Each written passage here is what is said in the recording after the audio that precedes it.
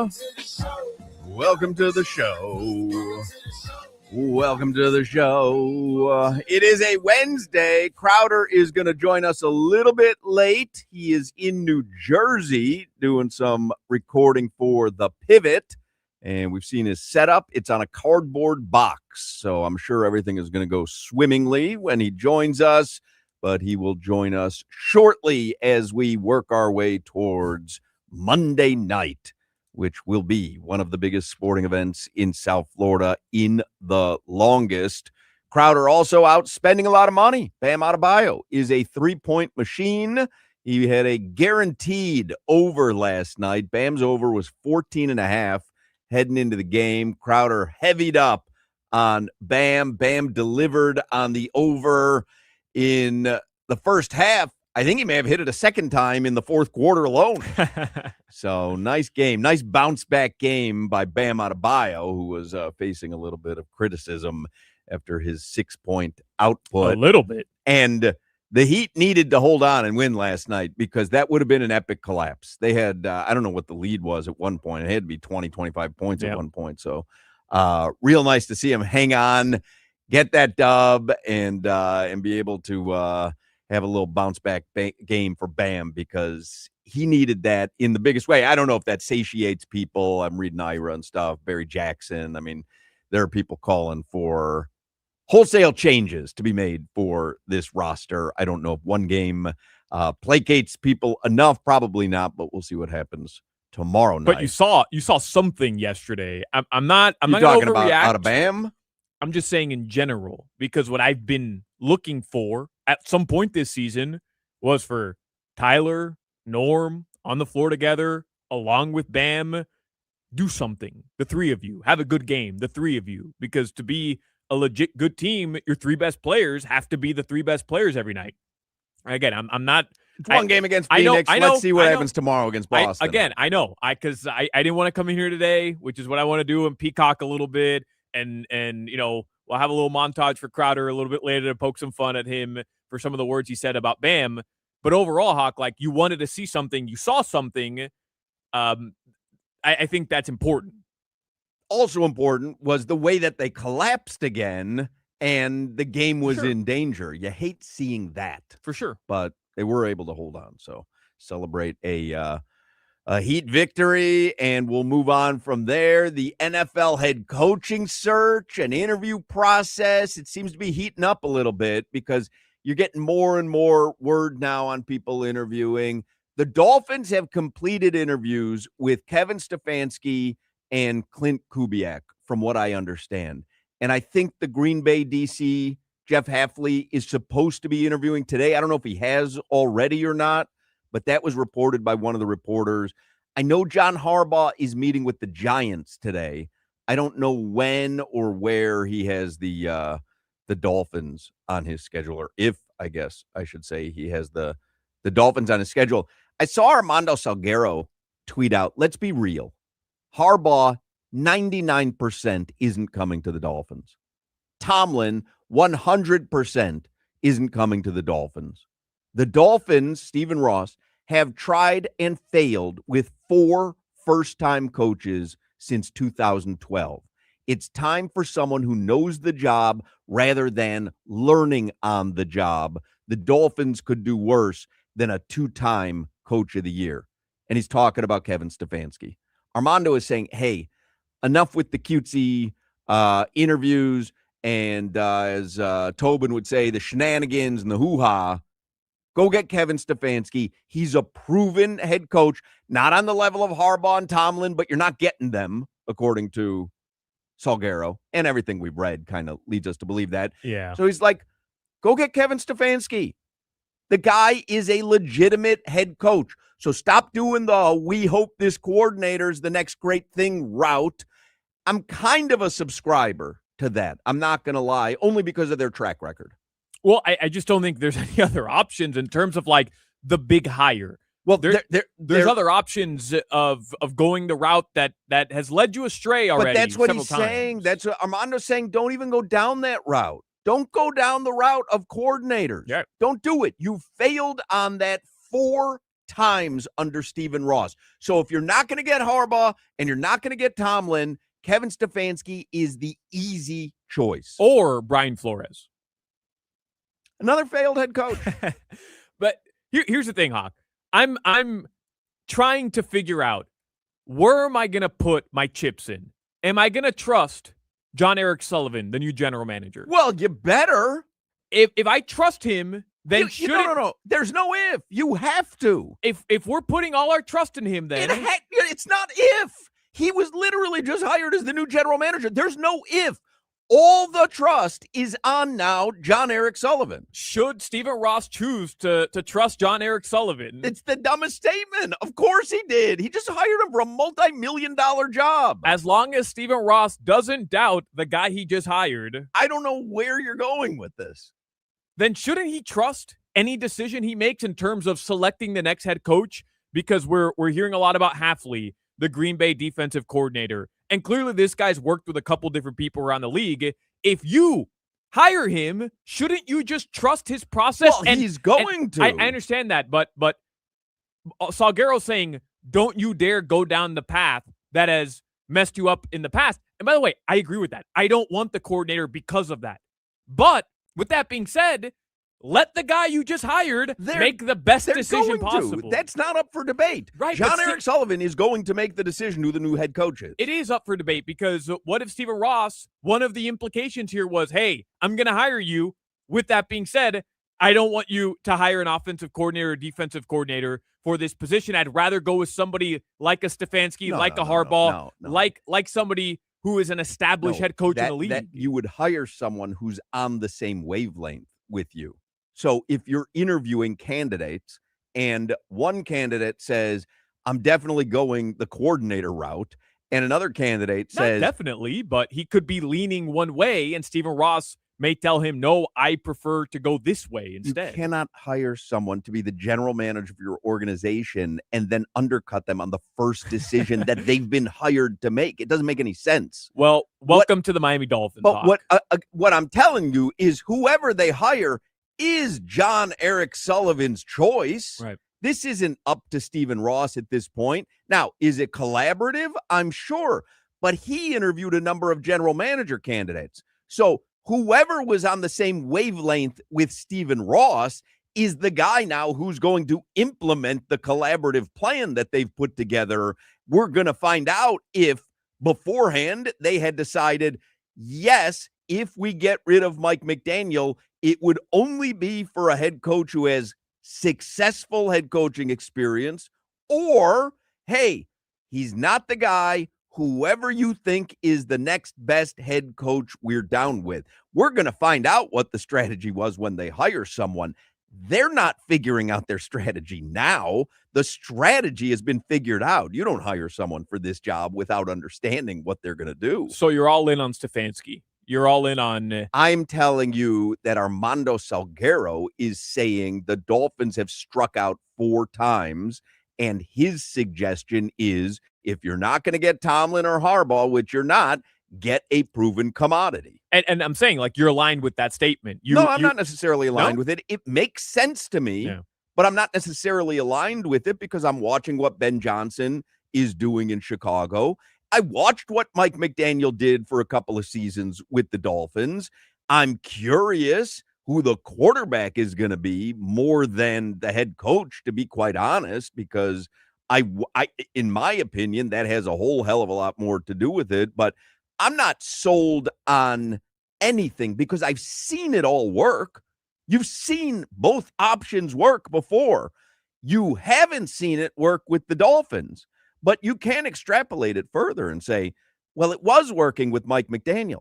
And if he had a quarterback better than Tua, say, for year 3 or year 4, might it have worked? Might it have been an inspired coordinator hire that you look at and go, yeah, he was unique and he brought energy and we hadn't seen something like that. Again, the way Ben Johnson is doing it in Chicago, they had the pretty much same roster with Matt Eberflus. Ben Johnson came in with a creative offense, and they're going to the next round of the playoffs. To be fair, we have seen it work with Adam Gase in the first year, the same way it's working for Ben Johnson, only for all of it to come crashing down and burning in the most painful possible way. So for some reason, the Jets gave Adam Gase another chance after that. It also worked with Tony Sprono the first year as a coordinator, a little different circumstances. But it always works for some people. At one point, Sean McVay was a coordinator. Yeah. And everybody at some point is an unknown commodity who becomes successful. But a lot of things have to go right over a long period of time. And Mike McDaniel, my guess is, would tell you everything was fine. I didn't have a mobile quarterback. It handcuffed me. And so I wonder, somewhere else with a mobile quarterback, I mean, he's had a lot of interest. We'll find out. My guess is in the next few days, because I think the Harbaugh chip will fall. I don't think anything gets done if they think there's a 1% chance they're getting John Harbaugh. I think if they think there's a 1% chance, they don't make any official decision, because that's something that you can determine beforehand, right? You go, listen, if John Harbaugh is available, that's who we go after. And it's almost like doing an NFL draft. Here's the number one target on our board. If he's available when we pick, we take him. If he's not, here's 3 choices that we can make. But if that guy's available, no brainer, we take him. But even if you just feel like you're completely out of it, I understand what you're saying. If there's a chance, you pursue that 1% chance. And I'm with you. But with that, you look kind of at the situations. The reality is, like you open up this segment saying, the Dolphins' job, when you compare it to some of the other jobs, not appealing. Is not as appealing. Like it's a bad situation to be in, and there's a lot of examples of teams getting out of these bad situations quickly. Denver's the obvious one that everybody wants to point to, but you just have to kind of realize where you're starting from compared to where some of these other teams are starting from. You don't have a lot of chips to play. Like, you don't have a lot of positives to play. You just don't. It's the reality of the situation. So a coach coming in may have to understand, listen, we're kind of in a punt formation for next season, but beyond that, we'll do anything you want. We're just strapped right now. Now, John Harbaugh may say to himself, I don't need to punt in my first season. Like, I'm going to leave Baltimore and I'm going to go have a successful chance. Sure. Well, because I don't know if you watched any of the press conference from the Baltimore Ravens owner did you see any of that stuff? He's a mob boss. Yeah, he's great. He's got the shirt undone. He's got a look, man. He's been in the tanning bed. I can tell just from watching some of the clips, Harbaugh wants to stick it to this guy. Oh, you think I was the problem? Right. You're gonna go with Lamar. Okay, he wants to go win again, bro. Like, as quickly as possible. I don't think he can do it quickly in Miami. I mean, if you look at all the openings and you compare the Giants to the Dolphins, the Ravens, obviously not a possibility for Harbaugh, but the Ravens to the Dolphins, Steelers, I don't know, because they have a very iffy quarterback situation as well. Tennessee, if you love Cam Ward, like, there's spots where you go, I can compete next season. It's tough to look at the AFC East with what the Patriots and Drake May look like, with what Josh Allen and the Bills will always present. It's tough to look at that and say, you know what? I think with Quinn Ewers and Jordan Brooks, I can compete with that. And no cap. Like, tough spot. So you need somebody who really has a long vision for what they can bring to the organization, and it's not going to be a quick fix. Let's get headlines. We have a loaded potato for you today on this Wednesday. Finesse Mitchell is going to join us. Finesse Mitchell is a comedian, an actor, and played for the Hurricanes. We've had him on before on the show. He's fascinating. And normally on Wednesdays, Jim Larinaga joins us, but he is unable today. He's going to join us tomorrow. Chris Perkins from the Sun Sentinel is going to join us. And Zach Gelb, who always joins us on Wednesdays, usually in the 2:00 hour, but because he has a new shift and a new gig, he'll join us in the 4:00 hour today. So we have a loaded potato. Let's do headlines, brought to you by Doral Hyundai. You always pay less with your Pricito at Doral Hyundai. Visit them at Doral Hyundai or DoralHyundai.com. Wanted to bring this up to you because I know I'll forget later. There was a picture right now on ESPN. We're watching college football preview, and it was a picture of Mark Richt with Malachi Toney. Yeah, it was cool as hell. Like a decade ago. Yeah. That's effing awesome. Mark Richt is one of those guys that did a lot for this program a couple years ago, and the domino effect is there of like his impact to where the Canes are now. He really rejuvenated the program. As far as I'm concerned, he rejuvenated the program. He had them at number 2 in the nation. He had excitement about the program. It got dicey at the end, and then they wanted him to fire his son. He also stepped away at the right time. Like he didn't want to fire his son. Yeah, but he could have said, "I'm going to stick this out." He kind of stepped away at the right time. Well, he didn't want to fire his son. Yeah, understandable. Yeah. Anyways, I know a lot of people have seen that picture and they thought it was awesome. The Hurricanes are going to play on Monday in the college football national championship game against Indiana. As Hoch mentioned, the Miami Heat did win yesterday. They beat the Phoenix Suns. They get Boston tomorrow. No Davion at practice today, but he said he was all right, didn't need an MRI. Tyler Hero didn't practice for rest. He should be okay tomorrow. Jaime and Nico did not practice either. All right.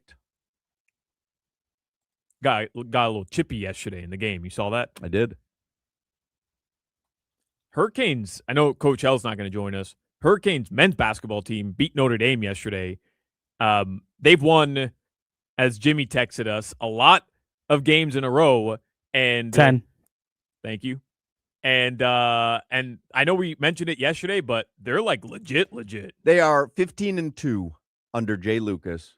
That is the best start in Miami Hurricanes basketball history. Crazy. That's the best start in Hurricanes basketball history. They are 15-2 right now.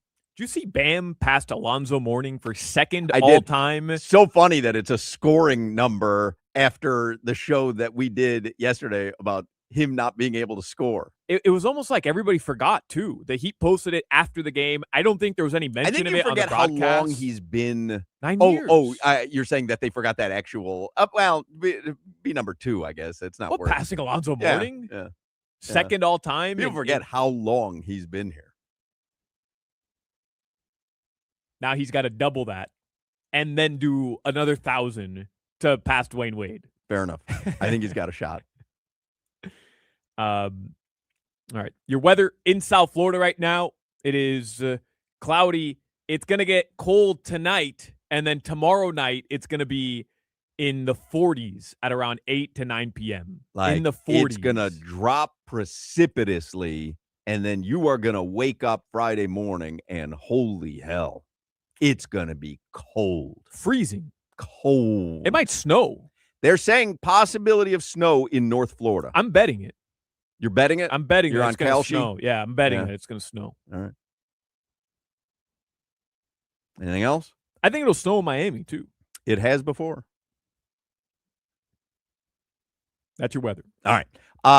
Finesse Mitchell is scheduled to join us in the next segment. The championship meet energy is nonstop at Gulfstream Park with live racing every Thursday through Sunday. Feel the thrill of the season's biggest moments this January, including the Pegasus World Cup and Holy Bull Stakes, where rising stars and seasoned champs take center stage. Plan a day at the races with high-level dining, trackside entertainment, and unforgettable experiences all meet long. Gulfstream Park also offers the hottest slots and electronic table games and combines the excitement of casino gaming with the thrill of thoroughbred racing in one electrifying destination. We're going to broadcast live at Gulfstream Park Friday the 23rd. Get you ready for the Pegasus World Cup, which is the following day, Saturday the 24th. And there are limited Pegasus tickets and packages still available at GulfstreamPark.com, but not a lot, so you want to hop on that real quick. The Holy Bull Stakes is coming up January 31st. Experience the thrill as the top 3-year-olds make their season debut in this pivotal prep race, setting the tone for an unforgettable championship meet. On the 31st, it's also Taste at the Track, tacos and tequila. Enjoy a variety of Latin-inspired dishes paired with your favorite premium tequilas and handcrafted cocktails. The Flamingo Room, located on the 3rd floor of Gulfstream Park, boasts one of the best views in South Florida. So get your Holy Bull Stakes tickets, your Pegasus tickets, your Taste at the Track tickets. You do it all right now at GulfstreamPark.com. You're listening to the Hoch, Crowder, and Solana Show. I spend $250,000 a year on gluten.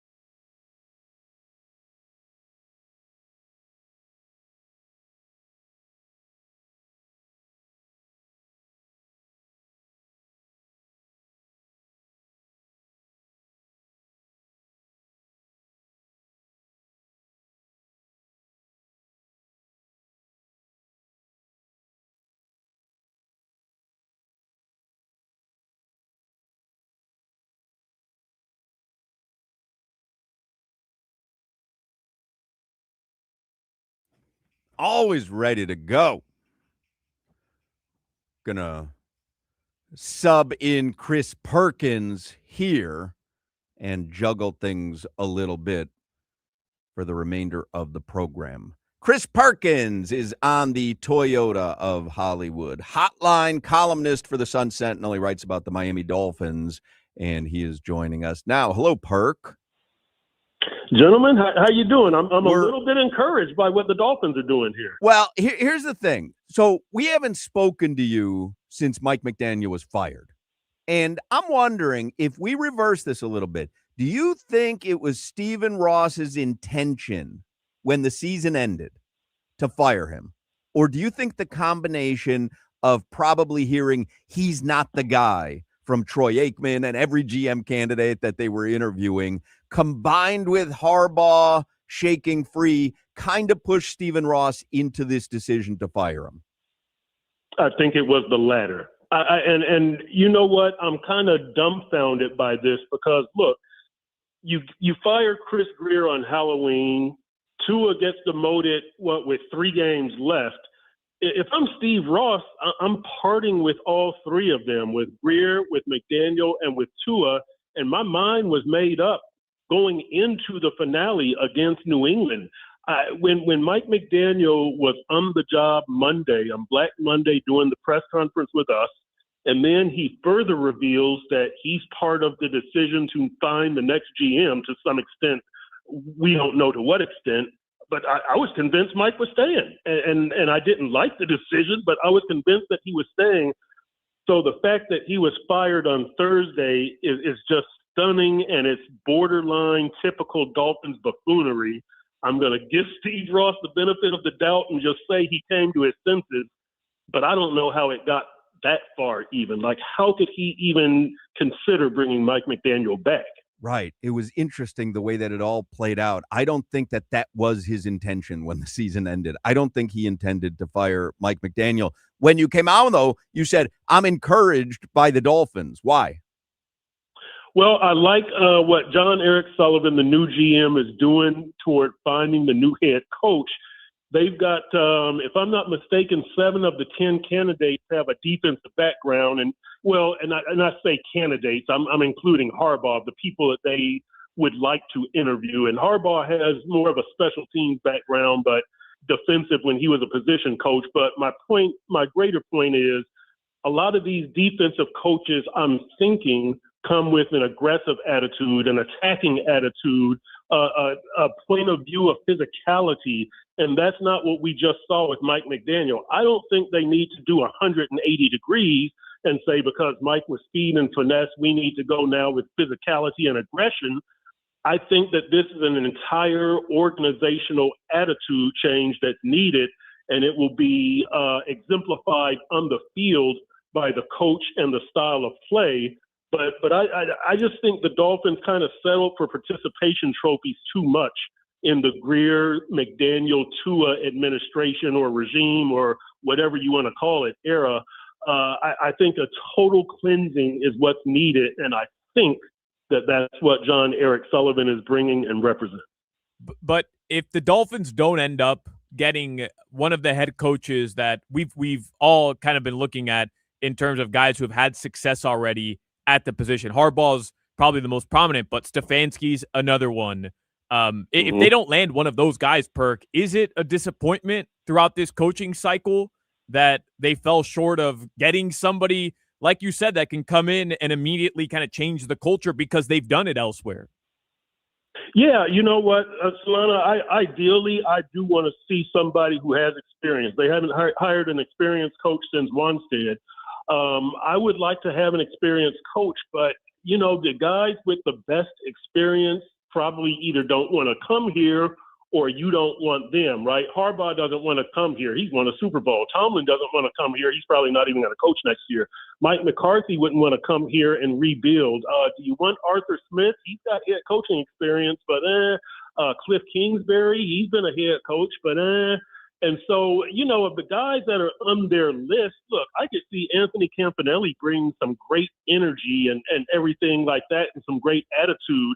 The Jacksonville DC, who was the Dolphins outside linebackers coach. I could see Kelvin Shepard bringing the same thing, except Kelvin Shepherd is kind of like Campanelli. He's only been a coordinator 1 year. He took over for Aaron Glenn up there in Detroit.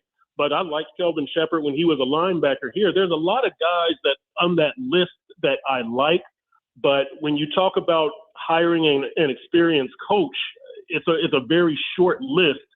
So with me, again, the bigger thing is attitude, mentality, bring some aggression, bring some physicality, no more participation trophies. It's more in attitude than experience or playing or theory or style or, philosophy or anything like that. Bring me that winning attitude in the organization and on the field. Are you surprised at all by the amount of interest and interviews Mike McDaniel is getting around the league? No, I'm not, because he's a bright young coach. I think Mike is a guy who I might have told you guys this before. I think he'll be better in his second job because he should hopefully realize some of the things that he did incorrectly as far as, player entitlement or maybe relying too much on Tua and Tyreek and not enough on the run game, relying too much on speed and finesse. If Mike clears up some of those things, he can be a really, really good coach. I actually think that the best place for him right now is Detroit's offensive coordinator. Could you imagine him with Dan Campbell and Jared Goff and Amon-Ra St. Brown and Gibbs and Montgomery and Sewell, Sam Laporta? I mean, my goodness. I mean, he would be who is the other? Jameson Williams, right? On the other side. I mean, Mike could really do some damage with that offense. He resets a little bit, and then he gets a head coaching job in a year or two, maybe after winning the Super Bowl with that Detroit team. Hey, Perk, just going back to the Dolphins really quickly, is it the least attractive job available right now in terms of head coaching vacancies? And look, I get the sell on lifestyle because, we all enjoy it down here, but yeah. In terms of the contract situation, in terms of the cap situation, I don't know, man. Like, I feel like it's at the very bottom of the list of the open jobs right now in the NFL. Yeah, it is. It is. There's no doubt about it, Solana. But look, I'm chipping away at a column right now that kind of talks about, to the next head coach, you might only have a 3-year window to win a playoff game. There's a lot of big turnarounds that happen in the NFL in 3 years, right? Look at what happened in Jacksonville. Look at what happened in Chicago. Look at what happened in Detroit when Dan Campbell took over, right? If I'm not mistaken, in 2021 they were like 3-13, and then 2022 maybe 9-8, and then 2023 they go to the NFC Championship. So you're not looking at 4-year rebuilds now. You're looking at a couple of years.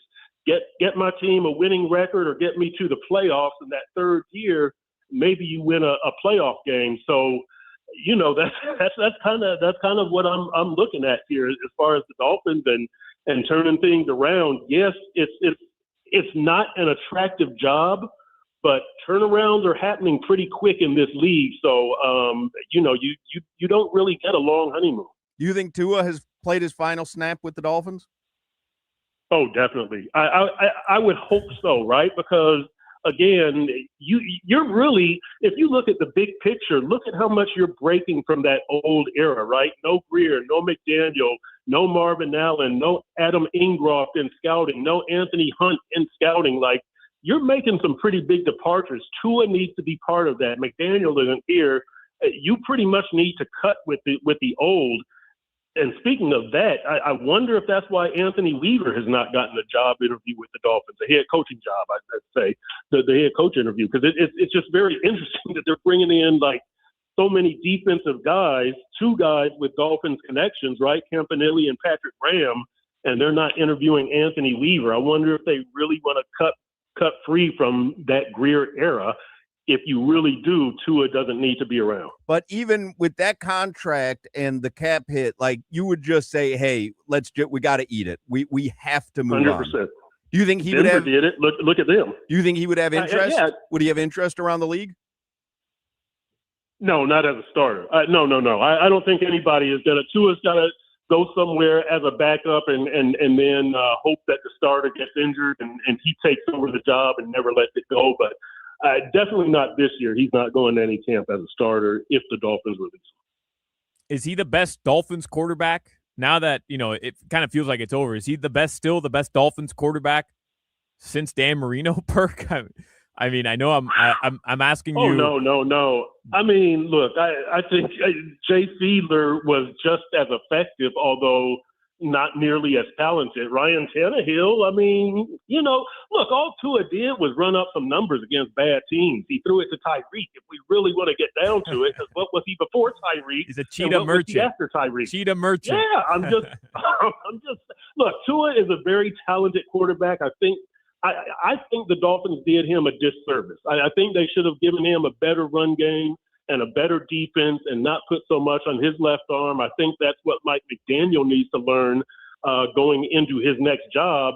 Spread it around a little bit. That's why I think Detroit would be good for him, right? 2 running backs, a quarterback, right tackle, tight end, 2 receivers. Like, spread it around. I think Tyreek ultimately might think, this is my toy. I need to play with him as much as possible. Get him the ball. He's a threat to score every time.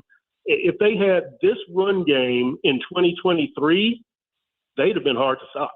So you think Tyreek has played his final snap with the Dolphins? I do. He's another one that needs to go. Greer, McDaniel, Tua, Tyreek, clean sweep, be done with that era. The Weaver thing kind of does I wonder about that. But maybe that's part of breaking with that era. But yeah, you don't need any remnants of that era anymore. You need a new way of thinking, a new way of playing, everything new. Break with the past. So then we can write the postmortem on it then. The Mike McDaniel, Tua Tagovailoa era in Miami was what? Oh, it was greatly disappointing. I mean, relative to expectations, they're at the same level as Philbin and Tannehill, aren't they? I mean, what? I don't know. I feel like there was so much excitement year 1 and then year 2 even. I feel like I'm hesitating to call it a huge, like that it didn't meet expectations because I don't know what the expectations were. I kind of feel like it over-delivered the first couple of seasons. Oh, Hoch, I got to tell you. Okay, here's how I look at it. So you're 9-8 the first year, right? And you do that with Tua missing, 5 games? You get to the playoffs. You got to exceed that in years 2, 3, and 4, right? True. And you never did, because at that point, it's about winning playoff games. It's not about having the number 1 offense or winning the division or winning 12 or 13 games. It's about winning playoff games and climbing that ladder. The frustration builds, as we see in Pittsburgh, as we see in Buffalo, as we see in Baltimore.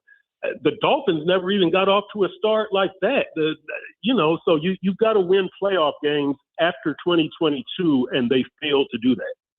It's more the Greer era, though, isn't it, Perk? I mean, I realize, Mike McDaniel gets hired, McDaniel and Tua are attached at the hip. I get it. But really, what failed was the Greer rebuild more than anything. I think that, the way I'll remember this era of Dolphins football is less McDaniel Tua, even though they're an instrumental part, but more Chris Greer in 2018 was handed the keys, and what you got was McDaniel, Tua, and Greer all out at the very end of it.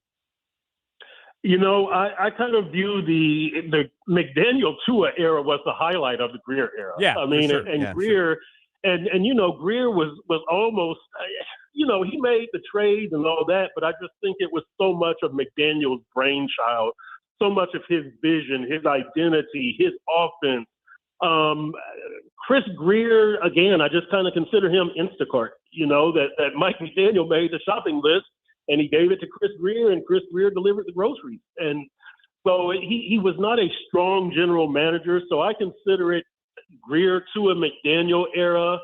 Or you could even say the McDaniel to a Tyreek era.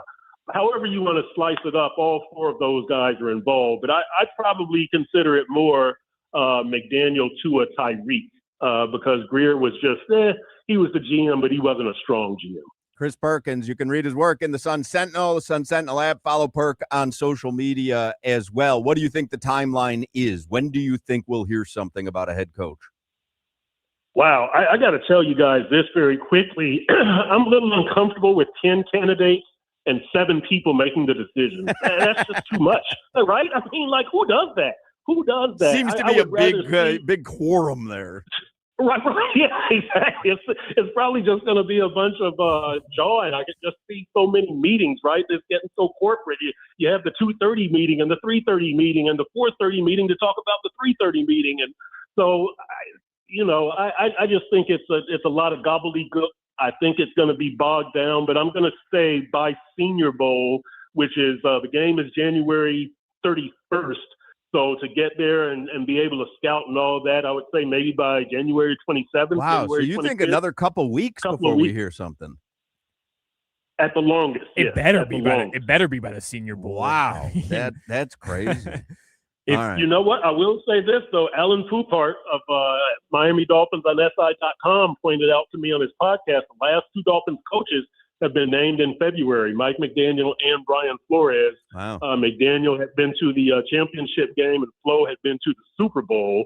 So maybe that's bigger factors. But, it was February for the last 2 Poupart. But McDaniel kind of just fell into their lap. Like, they had no other options. I mean, it was nobody else interviewed Mike McDaniel.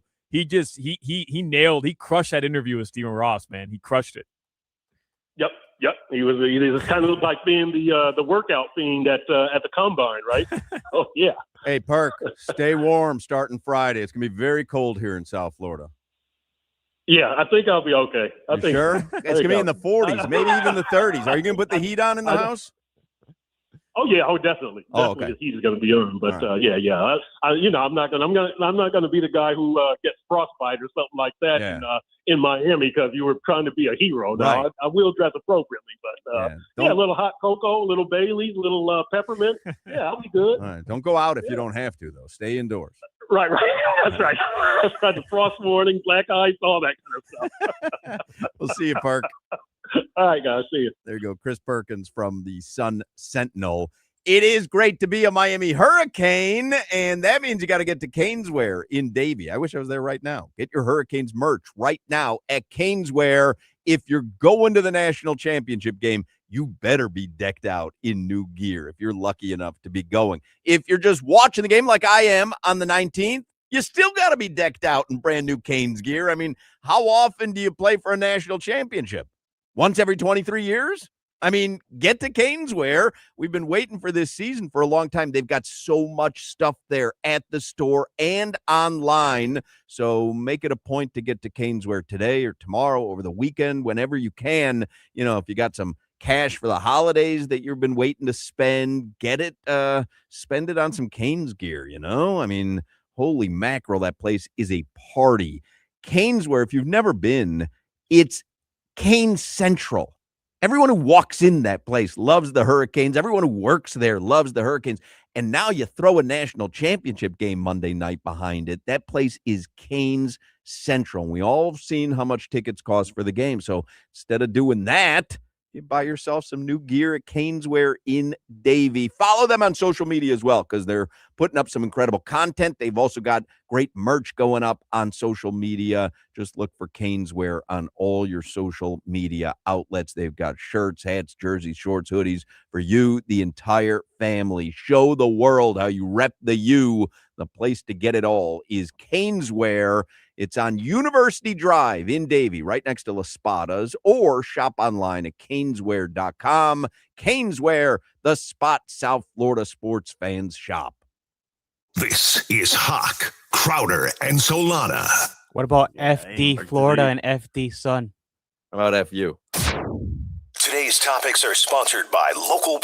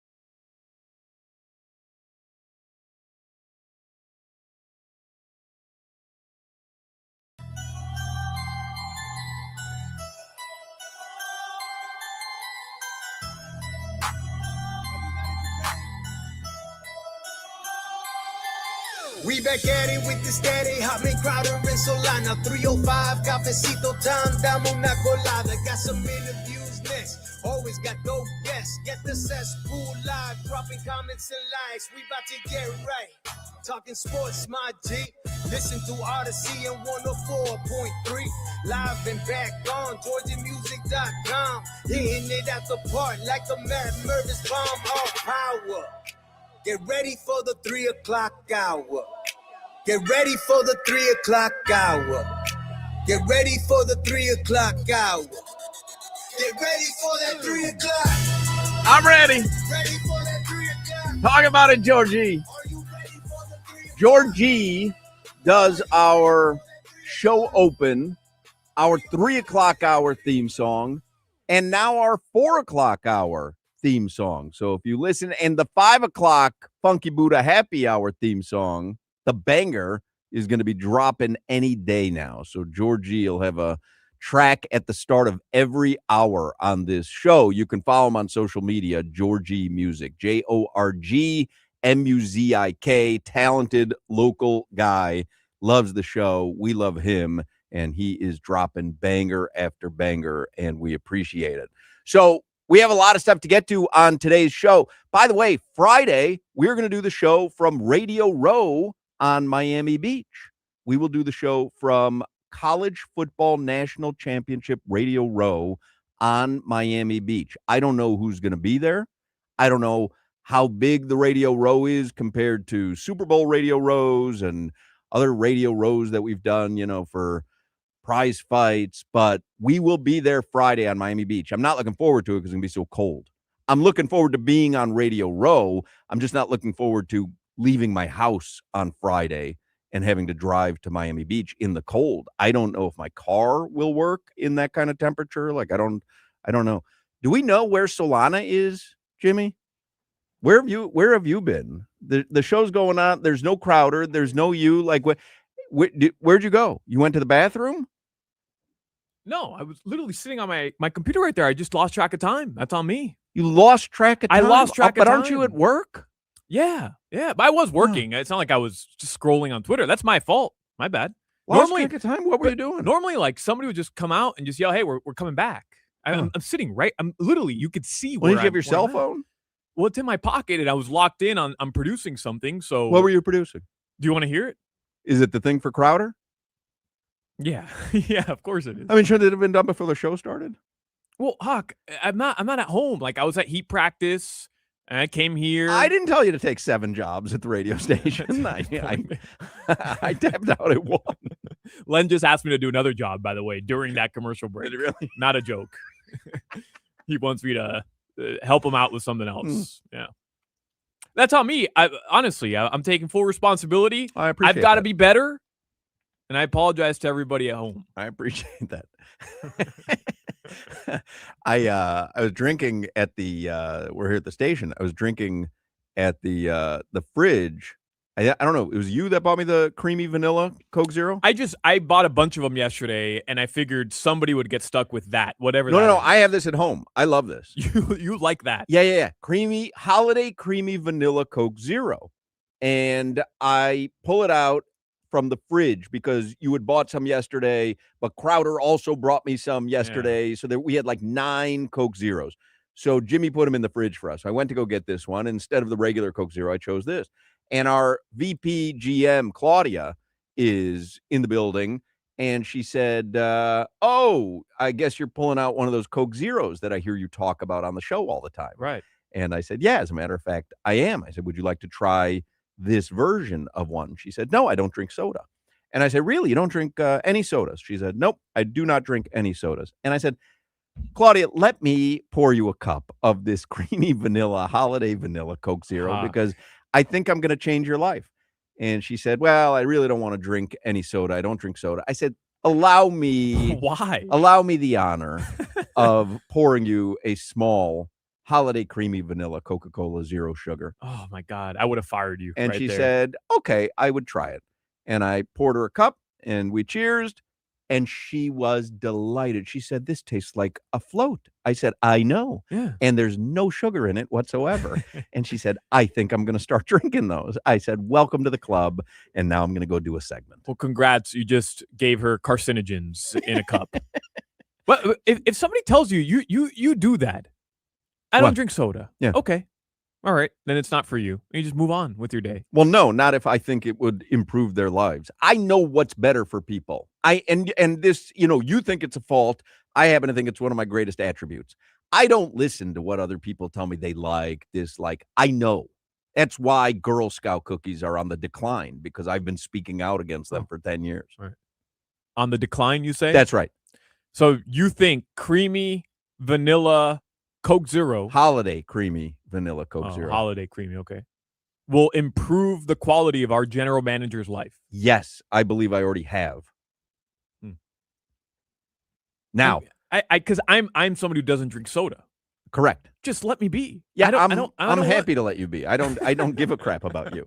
I care about her happiness. I don't want soda. Oh, look at that. Crowder's got a drink right now. Look at that. He's showing us on his let's guess what it is. I can't see it. Dr. Brown's cream soda. What? Look at you. Hey, Shout out to the Jewish contingent. I'm in Lower East Side of Manhattan. They And got it's Dr. Brown's all over the joint. yeah, this is crazy. I've eaten 6 pieces of pizza today. Everybody said it's the world's best. I have to go try. Is your world's best? I have to see if you're the world's best. Was it the $1.99 world's best? Yeah, I think they're hitting you for $4 now. $4. $4 a slice. Yeah. So what are you doing in New York? Shooting shows. Can you say who? We haven't said we're about. Yes, I can. You don't Mojo. Yeah, Mojo Brooks, and then someone that just got out of jail. He's still in jail. Trying to think who just got out of jail. Fetty Wap. Fetty Wap. It's Fetty Wap. Is it? Yeah. We did it. I'm getting yelled at now by my producer. So no, nobody. Tell her I take the blame on that one.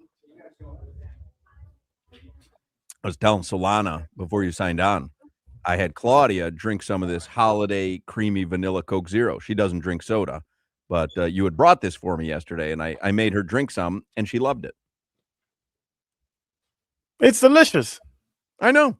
They did it as a joke, and I was like, "This is the best gift ever." Thank you. They didn't do it as a joke. It's a delicious flavor. No, Solana, he thinks he's slick. He thinks he's slick mouthed with all the foolishness. So we moved Finesse Mitchell Foolishness back to this hour so that you could be on with Finesse. So we talked with Chris Perkins in the last hour. How'd you know Fetty Wap just got released from prison? That's unbelievable. I'm more tuned in to like current stuff than but you don't even know who Fetty Wap is. Sure I do. I mean, like, he has one song everybody knows. Well, I don't even know that one. Right, well, that's what I'm saying. Like, Trap Queen. But, I mean, literally, Fetty Wap has one song. That's it.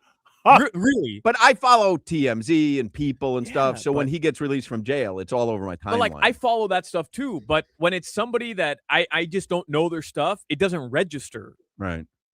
You don't even know Trap Queen, but it registered Fetty Wap. Yeah, Hawk's a trap queen. Admittedly, I was going to say 50 Wap, and then I did the calibration in my head. I said, no, I think that's someone else. I'm going to go with Fetty Wap. God, no, I wish you would have said 50 Wap. That would have been funny. I actually should have. I should have said Feedy Wap. Yeah, I don't know. That stuff, stuff, but that's the stuff I remember, too. You know what I mean? Like, I can see the ESPN feed, and it says, the Titans interviewed so-and-so. I won't recall that the next day. Like, that stuff just doesn't stick.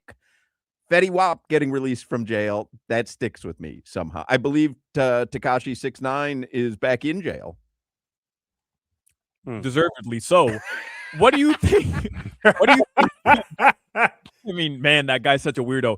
What do you think of Sophie You Raines? go to jail for being a weirdo? Yeah. What do you think of Sophie Rain responding to a Florida politician who wants to impose a sin tax on OnlyFans models? I thought that it was worthy of her to respond to that. If someone said, hey, my platform is to tax radio hosts 50% of their earnings, I probably would have a statement going, I don't think that's exactly fair.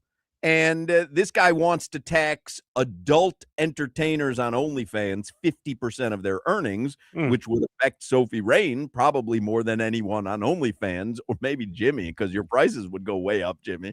But I understand her responding. I have never seen Jimmy smile more and actually in tune with our conversation than when I mentioned Sophie Rain. I mean, look at him. Yeah.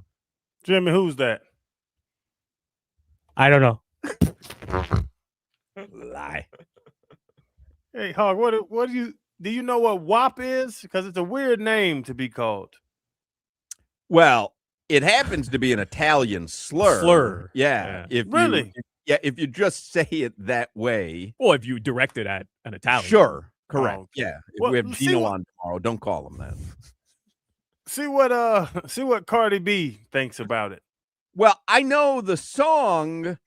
Well, I'm not comfortable with I'm not comfortable with where all of this is headed, because none of it can't be good. Nothing's gonna happen well. None of this can be put back in the bottle if we really go in. I'm much more comfortable talking about Dr. Brown's. It's crazy. I call Chaz, my youngest, like one of his nicknames is Wop Wop. I don't know where it came from, but it's just like, oh, Wop Wop, Wop Wop. And I call him every time anybody hears me, they pull me to the side. They're like, hey, Chan, do you know what that means? And I'm like, no, it's just a name. It's not, Don't say that in the pizzeria in New York. Don't go in there and go, hey, we got any, I don't even want to say it because it'll be clipped out of context. Yeah. I got to call Spike Lee. He'll let me know kind of what I can do. Somebody says, can you guys please play the segment from COVID when you all watched the WAP video for homework? You remember that? We can say the word, can't we? Well, I'm afraid of it being taken out of context as an Italian slur. I got you. Yeah. Yes. Great video, by the way. We did do that. Yeah. I believe there was just a segment where all of us said, turn on the video, and we just watched the segment. We just watched the video with the microphone. Well, we had that. There was no sports going on. It was COVID, and they were kind enough to release that video. It moved me. Literally moved. Great video. Jimmy, you don't got to pay for that one. Anyway, let's do headlines, because Finesse Mitchell is going to join us this hour, and we had him on the show once, but I feel like he's been on 50 times because we've played the interview 50 times since he's been on with us, and I'm looking forward to speaking with him. So let's do headlines, brought to you by Doral Hyundai. You always pay less with your Pricito at Doral Hyundai. Visit them at Doral Hyundai or DoralHyundai.com. I'm going to start with John Morant, because the rumors now, like they were just talking about it on ESPN NBA today. The rumors are, no pun intended, heating up.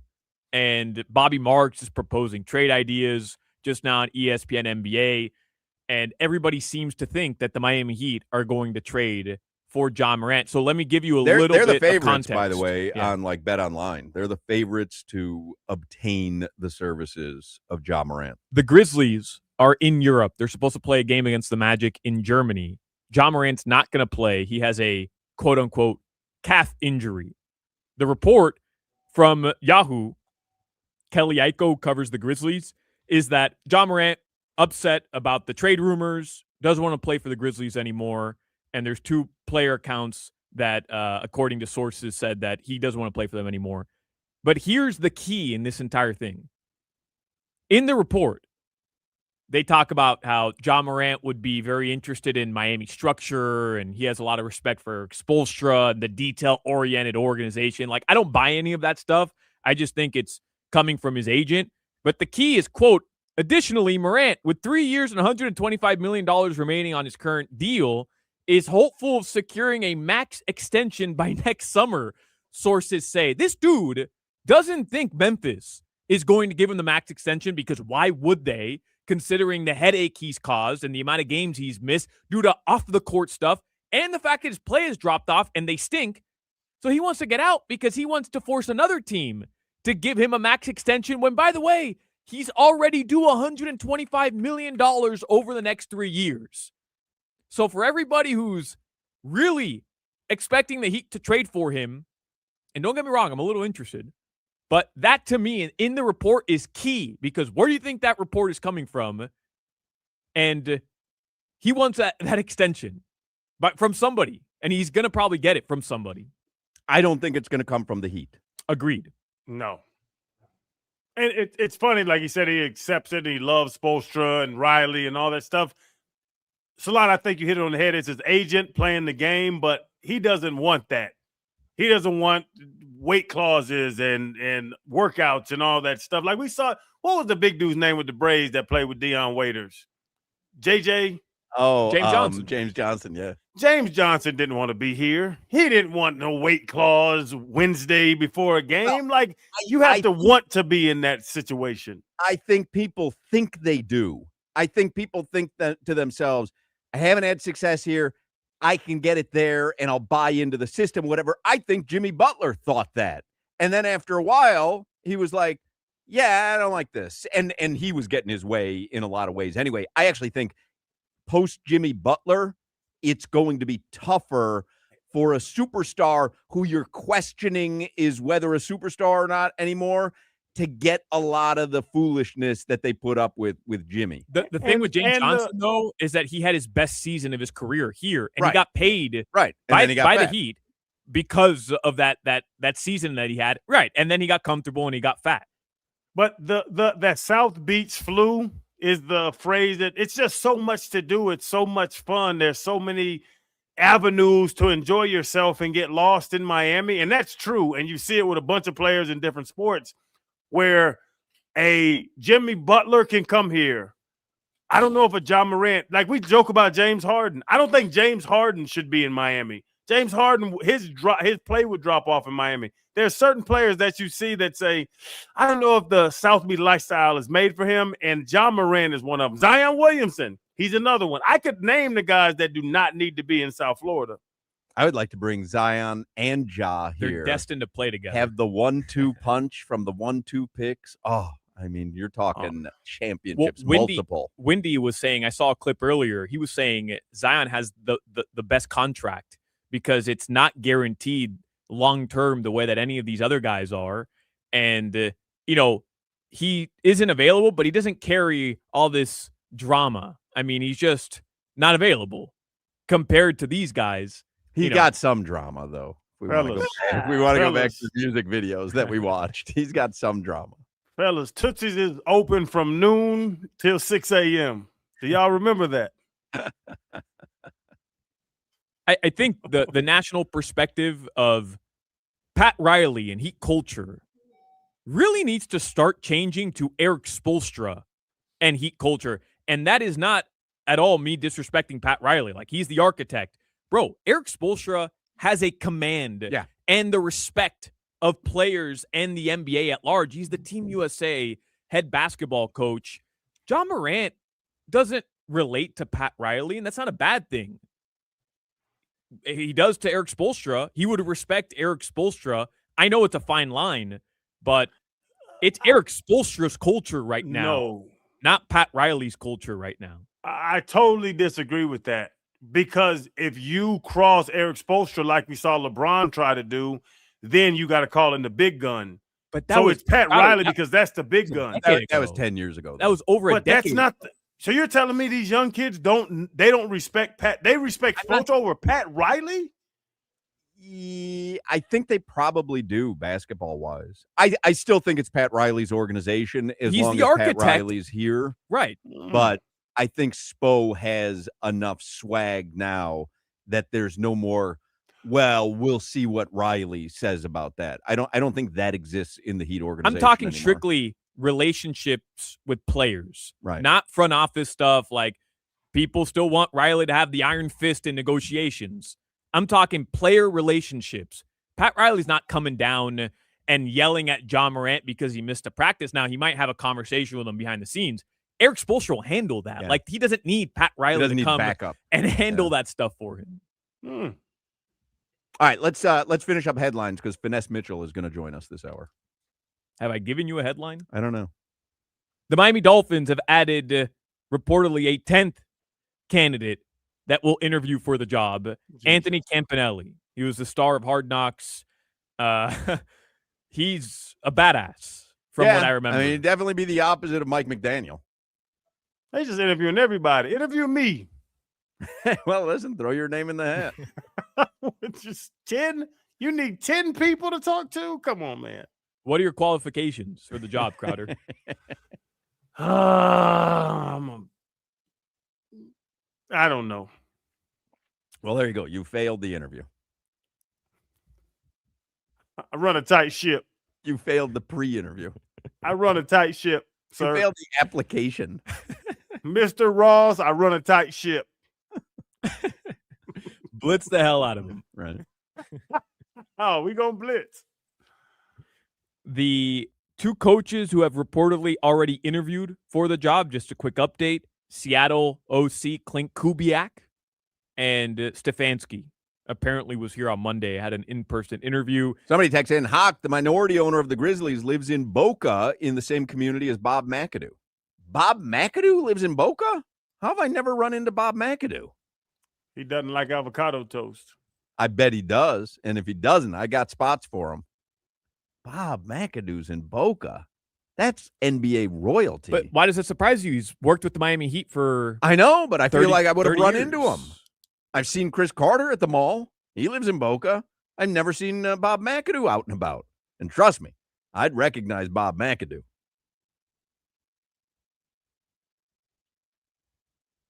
Chris Carter. Yeah. Huh. You say hi? Yeah. He's a longtime resident of Boca. Wow. Didn't know. Yeah. The other person who was supposed to interview today, Packers DC, Jeff Hafley. All right. Your weather in South Florida right now, sun's coming out. A little cloudy as well. Tonight, the lows are going to drop into the low 60s, upper 50s in some parts. And then you guys know tomorrow it'll be very cold. Yeah, buddy. Thursday night and then Friday morning. Look out. Finesse Mitchell is going to join us in the next segment. Cheetah Pompano, great spot to watch a game. Big one coming up on Monday night. You can watch it. Watch it at Cheetah Pompano or Cheetah Palm Beach. They've got Cheetah Pompano, 4 stages of entertainment and the most beautiful ladies in South Florida. So Monday the 19th, watch yourself some championship football right there. Watch all the NFL playoff games all weekend long, Cheetah Pompano and Cheetah Palm Beach. And January 24th at Cheetah Pompano, you can catch UFC 324. Cheetah Pompano is the absolute perfect place to watch a big UFC card, and that is UFC 324. So make plans to be at Cheetah Pompano Beach for that. Every day is a great day at Cheetah Pompano Beach. Make sure you visit Cheetah Palm Beach as well. Get all the details at cheetahsofl.com. You're listening to the Hoch, Crowder, and Solana Show. You guys see new Mozart is dropping soon? He's dead.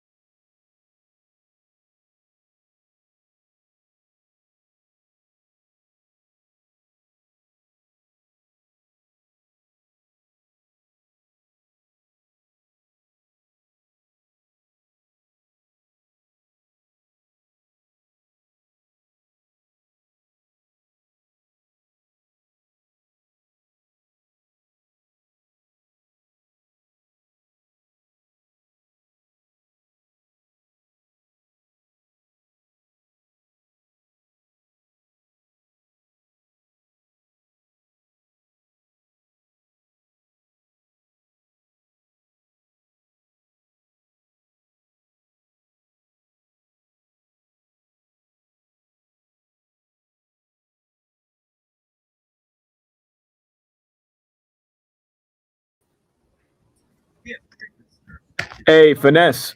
What it do? Hey, what's up, man? That's Solana. Just double checking that you hear me okay? Yes, sir. All right, cool. We should be back from commercial break. I'm gonna put you back in the behind the scenes. We should be back in like a minute. Okay. All right, appreciate you, man. Thank you. You got it.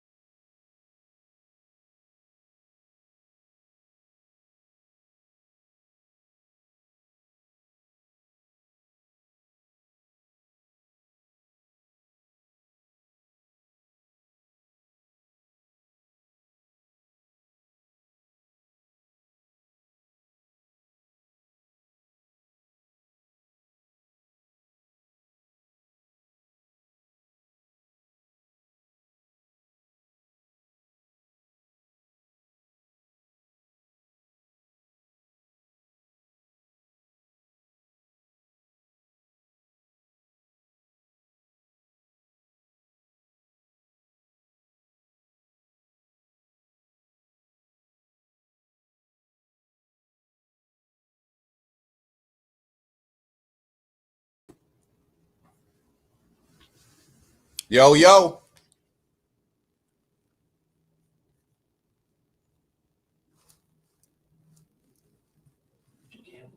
Oh, I can hear y'all now. Good. Yes, sir. What's cracking? Man, same old. They in the studio. I don't think they can hear us. Oh, okay. Yeah, I'm in New York. What you doing up there? I'm very excited about this because Finesse Mitchell is going to join us. He's on the Toyota of Hollywood hotline. Finesse Mitchell, he was on SNL. He was a cast member on SNL. He's a comedian. He's an actor. He's a former Miami Hurricane football player.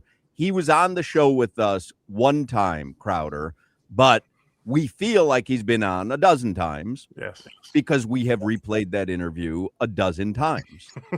So, but that's how good it was. I think it immediately jumped into like our top 10 segments of all time because it was just such a fascinating story that he has of how he became a comedian. Very talented human. And also walked on to the Hurricanes football team. So Finesse Mitchell is with us. You can check out finessemitchell.tv. Follow him on social media. I do. According to his website, he's got 5 shows in Baltimore this weekend. I haven't confirmed that with him or not. And his new comedy special is out on YouTube called Slightly Offensive on 800 Pound Gorilla. And he is joining us now. Hello, Finesse. Hello, fellas. What's going on? Are you touched? Are you touched by how Man. you have infiltrated our show from just one appearance? Such a heartfelt, sincere intro that made me feel like this was definitely worth coming on for a second time. It made me feel really good. I could have been mopping my floor, but I said no. I like No. it. Well, And even though I didn't feel the Frank Caliendo love and energy, I will take it because he's the best comedian in the world. well, he's in fairness, he's coming to Naples, Florida, and he hooked me up with four Yeah, tickets. but I heard what you said when you said it, dog. That's what you But said. I had to You said grease he's the best. wheel. He's number one. That's what you said. And then invite me on 2 weeks later. That's But I how called you top 10 guest of all time, top 10 segment of all Did time. he go to the University of Miami? Did he go to Indiana? He did not. Is he even part of the Crimson Tide? I don't think so. Every white dude is a part of the Crimson Tide, and he's not. It's out the womb, huh? Yes. They smack you on the butt and you say roll tide. Tell everybody quickly, because I don't want to redo the segment that we did several years ago, but tell everybody quickly how you walked on it. You won a national championship, right? Wasn't that a national We championship? won a national championship in '91. I walked on, invited down by Coach Erickson. We basically auditioned in July, and they put 10 names up on the wall out of like 80 guys. No, about 40 guys. That got invited down, and mine was one of them. And so I told my mom we got to be down there early because football practice start. And she was like, "You ain't gonna play." I said, "See, that's why I ain't gonna make it." Gotta have a support system. So what position did you play? And do you currently have a national championship ring? I currently have a 1991 ring. I have no clue where it is, but I do know it's in my jewelry box. I'm in Atlanta right now. I have a You don't know where it is? I know where it is. I'm just trying to be that dude. I got lights shining on the I got those infrared beams going around it. Yeah. So I came in I walked on in 90, and we won a championship in 91. It was just a phenomenal team with phenomenal athletes. You know that, guys. Them 90 teams, them early. I mean, that was coming out of the 89. That was coming out of the Michael Irvin going into like, the Lamar Thomases and the Gino Torettas. I mean, it was just incredible. It's looking like it looks now. You had dope athletes on the field. You had dope athletes who are now professionals on the sidelines, or South Florida legends that did it 1 or 2 years, or something happened, or they never went pro. Something happened, But yeah, man. So it's looking like that. You bring up Gino Toretta. Can I talk about Carson Beck? You bring up Michael Irvin. Can I talk about Malachi Tony? You know what I'm saying? Like, is it looking like it's supposed to look right now? The stables are stacked. We thought we was just getting a pony, Channing. We didn't know we was getting a Shetland pony. There's a difference. Yeah. One of them is worth millions, and the other ones is riding dirty kids around at a park at a fair in a abandoned parking lot that used to be a Walmart. Yeah. There's that pony, and then there's Malachi Tony pony. I gotta coin that. Yeah, man. We have been blessed to even have seen the vision of getting that man to the University of Miami, and I try to tell non-football experts all the time, it is not your star rating, 3-star, 4-star, 5-star. That just sometimes it has nothing to do with that. You know what I mean? Sometimes people are just athletes and football players, but they on the wrong team or in the wrong system. And people like Cam Ward and people like Malachi Tony, who's a 3-star, they prove that. Because this guy's basically our Jeremiah Smith. You played in the Orange Bowl, so I don't know if you can compare the vibes at Hard Rock to what like early 90s and the 2000s Orange Bowl vibe was like, in the 80s too. But a championship game in Miami, is that like how do you even put that into words as a player? What the atmosphere is going to be like in that building? I mean, when those guys went on that win streak in my days, me running through the smoke for the first time at the University of Miami, going to the Orange Bowl. The Orange Bowl vibe is totally different. Hard Rock Stadium is loud. It is speaker loud. It is amplified. It's loud. It's built to be loud.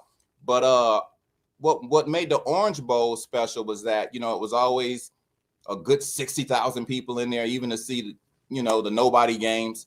And it was just a community. You could tell. People had no shirts on before they even got out the car. It was just like that vibe, bro. It's like you coming home to your backyard to see street fighting. And so I loved that energy. I missed that energy. But, I got a chance to go to the Fiesta Bowl. Those running rebels were loud, my friends. They were deafeningly, I don't even know if that's the word, but they was loud. They was really loud.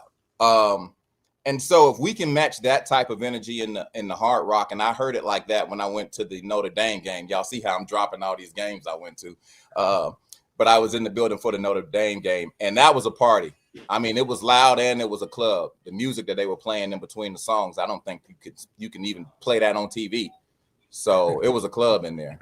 Can you go Monday night, though? Because, I've asked Crowder, and Crowder's got so many connects in the athletic world, but he's not good at calling in celebrity favors and connections.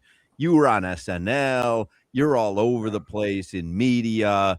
Can you get in? And you played for the team. He's part of a national championship team. So can you be there Monday night if you wanted to be? And will you be? I will definitely be there. I am the opposite of Channing. I could have been on a Bisquick. It could have been a Raid commercial, dog, where I played an extra in the background. I didn't even get to kill the roach. If I'm on TV, I'm calling every number I know because I am a celebrity, sir. But Finesse, you'll call some random person and say, "Hey, Finesse Mitchell, 91 national champion. I just need to." I don't feel comfortable doing that. I don't care. Don't give me Barack number. Finesse, stop. I have nothing to do with the University of Miami. I told you that. Michelle's told you that. Sasha's told you that. Malia's told you that. Everybody's told you. Now I just think you called just because you want to call, dog. It's really disrespectful. I'm calling everybody because I was an extra in a Raid commercial. I'm the opposite. Now, let alone Saturday Night Live. Not a lot of that to me is the calling. Not a lot of University of Miami alumni can say that they were a cast member. It's probably that many. It's probably that many who can say that. And not a lot of people they can say that they played on the Miami Hurricanes team, or they had their own column in Essence magazine, or that they've done Jimmy Fallon and Seth Meyers, and that they have 4 comedy specials, and the 5th one is called Slightly Offensive, out right now on YouTube. Like, a lot of people can't say that, seeing how I knew I wasn't going to go pro. I was one of those athletes that suited up every day for practice and gave it my all, but I knew I was just helping the other guys out. I knew I wasn't, and I accepted that. I watched Warren Sapp go from tight end to defensive tackle in one day, and I said, "Yeah, I'm gonna sit over here, guys, because y'all just doing different stuff. We didn't learn that at my high school. We just." Wait, are you and The Rock the most famous Hurricane football players / entertainers? Are there any others even in the conversation? Oh man, as of right now, I think it's The Rock, 1, but a very close second. I might have a 1A, 1B. I'm gonna go with Michael Irvin, dog. I think Michael Irvin got to be the most popular Hurricane at this point, because I got white people at the airport just waiting on the plane, watching my phone, saying, "Who's that old man with the Lenny Kravitz dreadlocks?" And I'm like, "That is Michael Irvin, and don't you dare insult Lenny Kravitz like that." I don't know what type of dreadlocks you've seen, but they are not the same, ma'am. They are not the same. How does Mike keep them dreads at 76? I don't know how he keeps them dreads. I don't know how he keeps it. I don't know how he keeps it that dark. I just hope it don't rain and he don't have no hat on, because he's going to be drenched in black dye. So you will be there Monday night though, Finesse? You will Yes, be. man. I've had a very long-standing relationship with ESPN. As you know, when you do shows like SNL, well, you establish these corporate relationships, and and ESPN has always been a partner to me since 2007. So I do what they call corporate events. And so we've always had this relationship, and I haven't missed a Super Bowl, and I haven't missed a Super Bowl in 15, 16 years. And because my Miami Hurricanes, because they know I bleed orange and green, oh man, they already told me when we went to Texas at what was the stadium that we kicked the snot out of Texas A&M? College Station. Oh my goodness, College JUCO. Them boys with JUCO. How you not get over 70 yards in rushing on your field? That was a JUCO. Do you think Miami is taking care of the Miami Hurricanes have had the most impressive playoff run probably in history to go from a 10 to the title game? Do you brag on our team? Do you think they will beat Indiana Monday night? They are big underdogs. Hey man, I don't know what that quarterback name is. Formosa, Barbosa, roller coaster. We coming. We coming. I know he a South Florida kid, but we coming. Yeah. Talking all proper and stuff on TV. Yeah, you changed, bruh.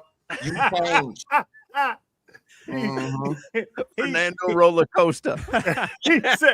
He says all his letters in every word. He announces everything. You heard him sing They Not Like Us?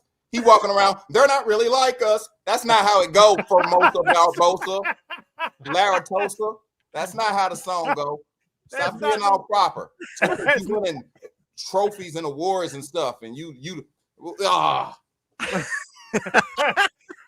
But as you brought up Erickson, and you had to bring up Coker, you got to talk about Jimmy. Now, is Mario there with them now, or what he's done this season, or he has to do more? Absolutely not.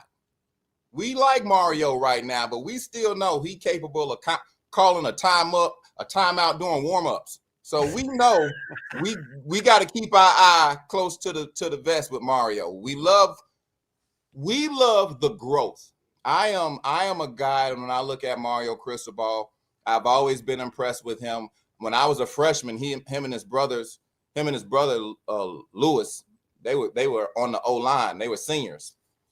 They were huge back then, man. So I look at him now, man. I'm just like, wow, I must have been really like small. I don't know. Long story short, man, I'm a fan. I think Dawson sometimes gets in and out of his bag at the wrong time, but I am a big fan of Corey Heatherman. I'm a big fan of our defensive system. I am a shout out to the brother of Kappa Alpha Psi, Keontae Scott. He's a dog and he's a frat brother. Yo, shout out to the Noops. And being a secondary guy, I love how they revamped our secondary in just 1 year. We were garbage. They was doing this because we stink. We was garbage. And this year, man, we smell like Febreze, lavender scent. Come on now. We are doing business. I like the way that I love the fight in this team. I love the fourth quarter energy in this team. And they've been pretty consistent who they are and how they beat people. So, as long as Carson Beck has a clean pocket 80% of the time, 85% of the time, and there are no stupid turnovers. I like us, man. That people say we're an underdog, but we've been an underdog since we got in it. Hey, can you talk ball with other comedians when you went to SNL? Yeah, because you're like he's like Dawson. He gets a little iffy sometimes. Like ball, dude. You played ball. Yeah, right. One of the greatest teams ever. You walk onto SNL. Can you talk ball? Right. There's no way Horatio Sands can break down the 3-4 defense. They don't strike me as Madden players, you know? Like, who do you talk ball with that's a comedian? Back then, me and Kenan Thompson came in together. So a lot of times we would be sitting in the dressing room, waving waving the smoke, and just waiting for our turn to get on our own show because it's so hard. But, it wouldn't be long conversations, us both coming up in Atlanta. We would just sit back and out of nowhere, he might say, Falcons suck. And I'd be like, they suck. And then that's it. That'd be the whole sports conversation. Talking ball. That's deep evaluation. I like it. Yeah, man, that's us going deep. Finesse Mitchell, we got to make you a regular on the show. I tell you that all the time, the one time that we spoke with you, and then I've texted every now and then, but we really do have to make you a regular on the show. I always feel like I'm bugging him is the problem. No. Yeah. And I wish you guys would. I actually thought about you guys, so I blame myself because with every win past Syracuse, I was like, I wonder if my boys are down there watching because I think we're about to make a move. And I knew, man, I don't know why the committee felt they had to do it this way, but I said if they put us right next to Notre Dame, it would just be grand theft larceny if they put Notre Dame in the playoffs. But what they really should have did, in my opinion, was take Alabama out and put Notre Dame in, and everything to me would have been fair. Yep, totally agree. Well, Finesse Mitchell will be a regular on this show, and you'll see him Monday night. That's right. I'm going to send you my Cash App because I want them regular checks, too. Right, Shannon? Ain't that what you told me to say, Shannon? That's what you just texted me. What happened? I ain't going to go bad man no checks now. I'm in New York for a reason. Well, check out Finesse Mitchell. He's got a new comedy special on YouTube called Slightly Offensive, and you can go to finessemitchell.tv. Follow Finesse Mitchell on social media as well, and I will throw up the U on the way out. Finesse, am I allowed to be a part of it? Absolutely, they've been giving me hell about. Absolutely. Thank you. We take it. We not ICE. We take everybody, bro. You family, bro. We don't need no background checks, no passport, no nothing. We love everybody who loves the U, man. Thank y'all for having me. I'm so blessed to be called your friends. I hope you consider me a friend. And anytime you need me, Hawk, just hit me, bro. We appreciate it. We appreciate it. Hopefully we can talk about a dub next week after the game. So absolutely. And if we lose, stay off my phone, bro, because it was y'all. We'll talk Canes basketball. We'll do basketball if because they're 15-2 and they're looking good. So. Yes, sir. All right. Thanks, Finesse. Yes, sir. There you go, Finesse Mitchell. We'll take a break. 4:00 hour is next. You're listening to the Hoch, Crowder, and Solana Show. Beck holds his hands out, takes, drops, looks, looked. Watch the throw. Person back into the end zone. He runs it in.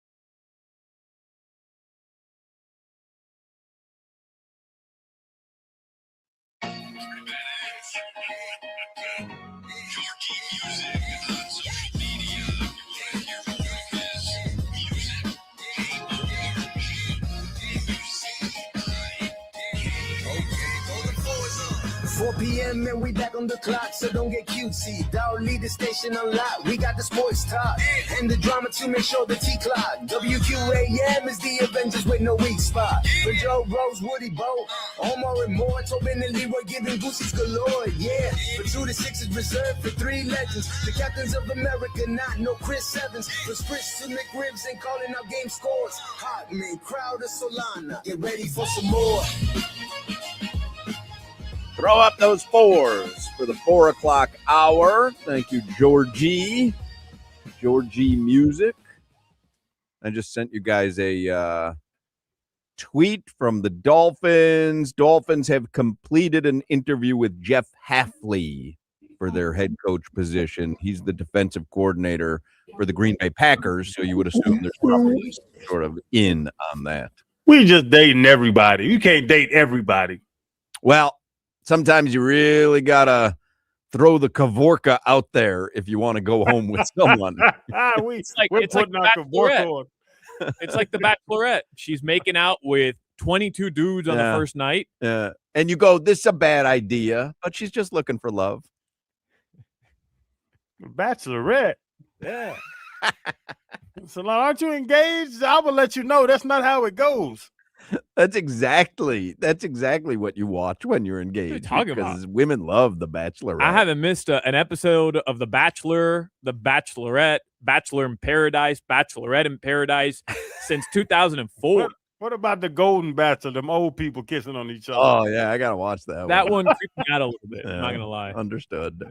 Very sexy.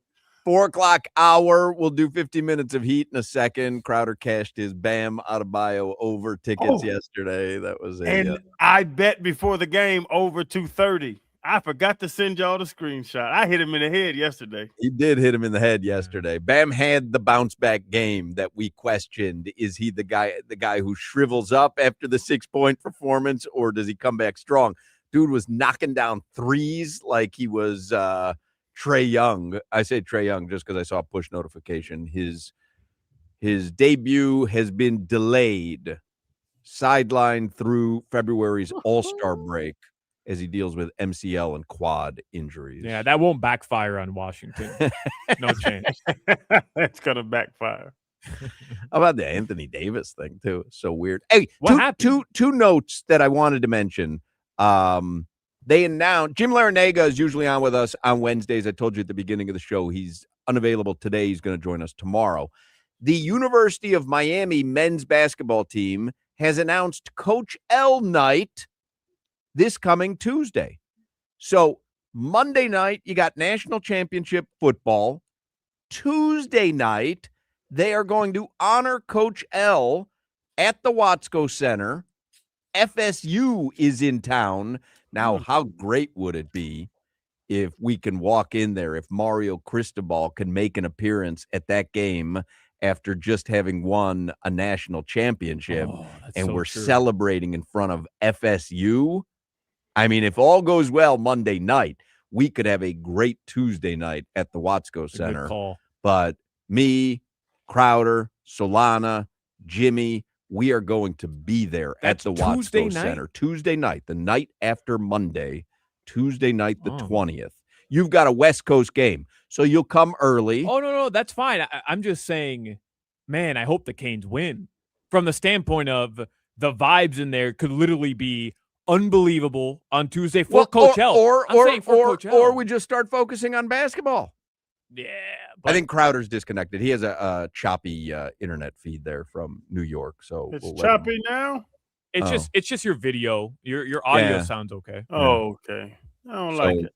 Tuesday night, we will be, well, imagine what we like. We're looking at you with your eyes closed and some weird look on your face. Oh, you're back. All right. You're moving. Well, we're going to go. We're going to go Tuesday night, Watsco Center, January 20th. They are honoring Coach L. Now, our other favorite basketball coach, Katie Meyer, who also left her position around the same time that Jim Larinaga did. I think maybe one season prior. No, it was the same same year. Was it year. the end of Coach the year? L just did In the like middle of the season, half a year Yeah. more. So the women's basketball team is going to honor Katie Meyer with a banner, and that's going to be Thursday, January 29th against Duke. And we're going to go to that game as well. I texted her this morning and I said, would you like us there? And she said, I would love you guys there. I asked her if she would want We Are the World to play. We always play that for her when she comes on with us. If she would want We Are the World play when they raise the banner, she'll think about that one. But two great honors. Katie Meyer will be honored by Canes women's basketball Thursday, January 29th at the Watsco Center. And Coach Larinaga will be honored Tuesday, January 20th against FSU at the Watsco Center. So very excited for two of our friends of the program. 15 minutes of heat, not that we didn't just delve into it, brought to you by Doral Kia, home of the Pricito, our lowest price. Visit them at Doral Kia or DoralKia.com. Bam impressed last night. He did. He came out like on a man with a mission, and he impressed, and they won. It got a little dicey at the end. So the takeaway, I didn't hear any of the post-game, Solana. The takeaway from Spo last night was he thought Bam, really needed that game. Rose to the occasion. Spo entered the game like this one matters, so they really wanted to win that game. I was telling you earlier, Hoch and Crowder, to me yesterday, I wasn't too concerned. As you guys know, I've been kind of caping up for Bam. I wasn't too concerned. I figured Bam would snap out of this at some point. To me, I was more concerned, can Tyler and Norm figure this damn thing out already? And I'm not saying they have, but I was telling you earlier, yesterday, you saw a vision. You got a baseline of what it can look like. Norm with 27, Tyler with 23, Bam played big minutes and obviously scored a bunch. That was huge, but that's what you need. Your three best players finally in a game this season, only their 6 opportunity to play together all year, look like the 3 best players on the team. And if you're going to be the best version of yourself, if they actually think that they can contend with this roster, I don't think they do. I think the front office has different ideas, but either way, you need this to continue. So Phoenix is a really good team. They have the second best record in the West since December, and they had the top 5 defense. That was a legit good team you beat yesterday. It really was. Yeah, and I actually watched the whole game because I was talking so bad about Bam that I was hate watching till he hit my over. Then I was just saying score as much as you can. But the track meet, I don't think it's sustainable, Solana. What you're saying with Norm and how Tyler and Bam getting 20+, it's crazy to think I have to win every game 127 to 121 and stuff like that. It just looked great. There was a period, it was a minute of game time, and there were 10-point scored because I had the over 230. So I'm just wanting points to be scored. And I'm excited what's going on, but they just layup. And I was like, I'm going to hit my over, but this is not the basketball I'm used to watching. Crowder talking bad about Bam? No way. Man, listen. You said, how does Bam go, whatever, in big games without scoring 20 points? Be Bam Adebayo.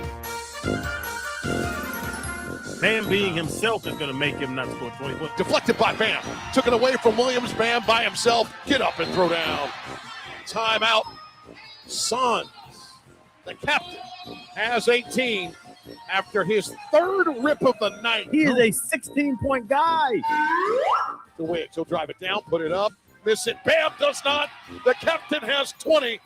I said he's going to do exactly what Bam does, and he's going to get in the high teens. Head down, right into Allen. Pauses at the dots. Back to Bam. Another 3, another bank. Bam is locked in. All the way in. From D. You said, how does Bam go, whatever, in big games without scoring 20 points? Be Bam Adebayo. Ding dong. The streak is dead. 127, 121. The final high. Bam Adebayo's 29-9. Yeah. It's funny that we had the show yesterday where we talked about Bam scoring 6 points and being unable to score a lot. Last night, he surpassed Alonzo Mourning and became the second leading scorer in Miami Heat history, which is just funny that it happened the night of, actually, that we were talking about his lack of scoring. But he is now the second leading scorer in Heat history, only behind D Wade. Big night, 29 points. Cash my bet. He played great. Still puts him at 16.8 points this season per game. We need more games like that. That was the game. I watched that game, Solana, and I'm like, that's what Crowder's talking about. And I know you say he's not a scorer, but you watch that and you go, man, could he be that guy if he had that? Because that guy is a perennial all-star. That guy takes over a game when a game needs to be taken over. Like, you saw what Crowder is earnestly looking for from Hawk begging for the hell with the 3-pointers, because Khalil Ware was hitting threes last night. There was a 3-series time where Bam got the ball, backed the dude down and hit a little floater. They came back down the court. He got the ball, faced the dude up and hit a little mid-range. And I was like, 4 points in 30 seconds. I want a 4 points in 30 seconds got to be my one. That's what I want. Have the PERs and the plus minuses. I understand it matters, Solana. 4 points in 30 seconds. Can Bam give me that a couple times a game? If he could give you those games. There's no denying they were 4-7 over the last 11 where he was playing like garbage. Yeah. He was. I mean, offensively, he was playing like garbage. I know defensively he wasn't. And yesterday, in a clutch game that got away from them against a really good team, when he came up, stepped up, hit big shots, they won the game. So, like, I'm not disagreeing with you. Yeah. I there's a middle ground between what you preach with Bam and what Crowder preaches with Bam. Well, what Crowder preaches is that he's trash. And I think that's a really bad way to evaluate the best player on the Miami Heat, because he's not the team. That was coming off a 6-point game. That was coming off a 6 And I also want my best player. I want my best player to never have a single-digit scoring night. Yeah. That's fair. All right, let's do headlines, because Zach Gelb is going to join us this hour, his new time slot on Wednesdays. Headlines brought to you by Doral Hyundai. You always pay less with your Pricito at Doral Hyundai. Visit them at Doral Hyundai or DoralHyundai.com. Just looking here to see if there's any update on the Miami Dolphins.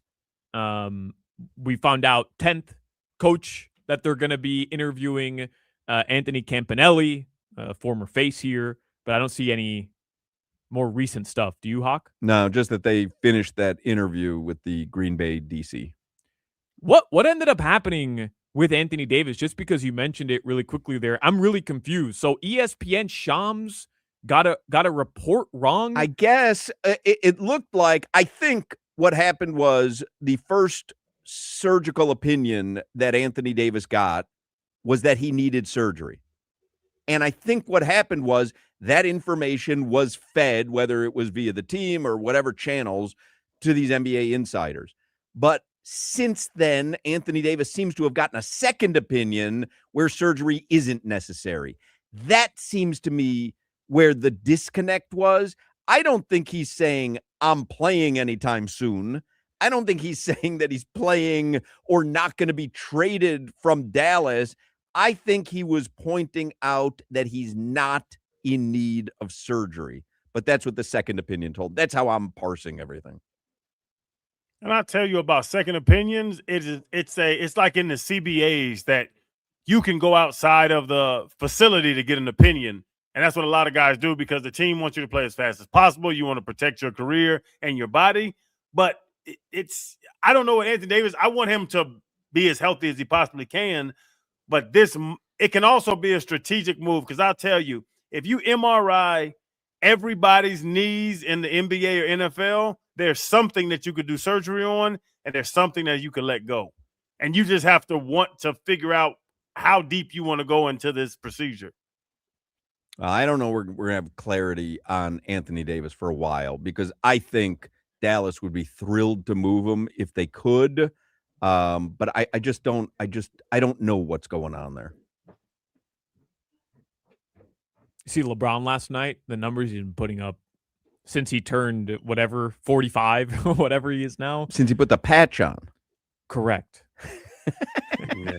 Hey, Pat's got Dante Moore is staying at Oregon I saw that. for another year. Now, Travis Hunter, a year ago, he's a number 2 overall pick. Travis Hunter made $46.65 million guaranteed with the Jaguars taking him with the 2nd overall pick. There's no guarantee Dante Moore was going 2nd overall, but people expect him to be the 2nd quarterback off the board. If he went to the NFL this year, he's going to stay at Oregon. But it's like for $6 million, $6.5 million, somewhere in that vicinity. I'm sure. I didn't see the numbers, but I'm sure. But still, I mean, he's leaving a lot of money on the table if he ended up going top 5.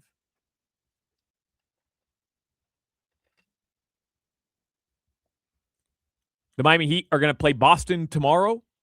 And I mentioned to you guys the Panthers don't play until the end of the week. Canes Hoops, did you see the video that they posted? The Notre Dame visiting locker rooms. It looks like a movie out of 1944. No. It's a high school movie. It's Greece. They're in the Greece locker Really? rooms Where from is it? 1950. Kane social media? On Canes Hoops.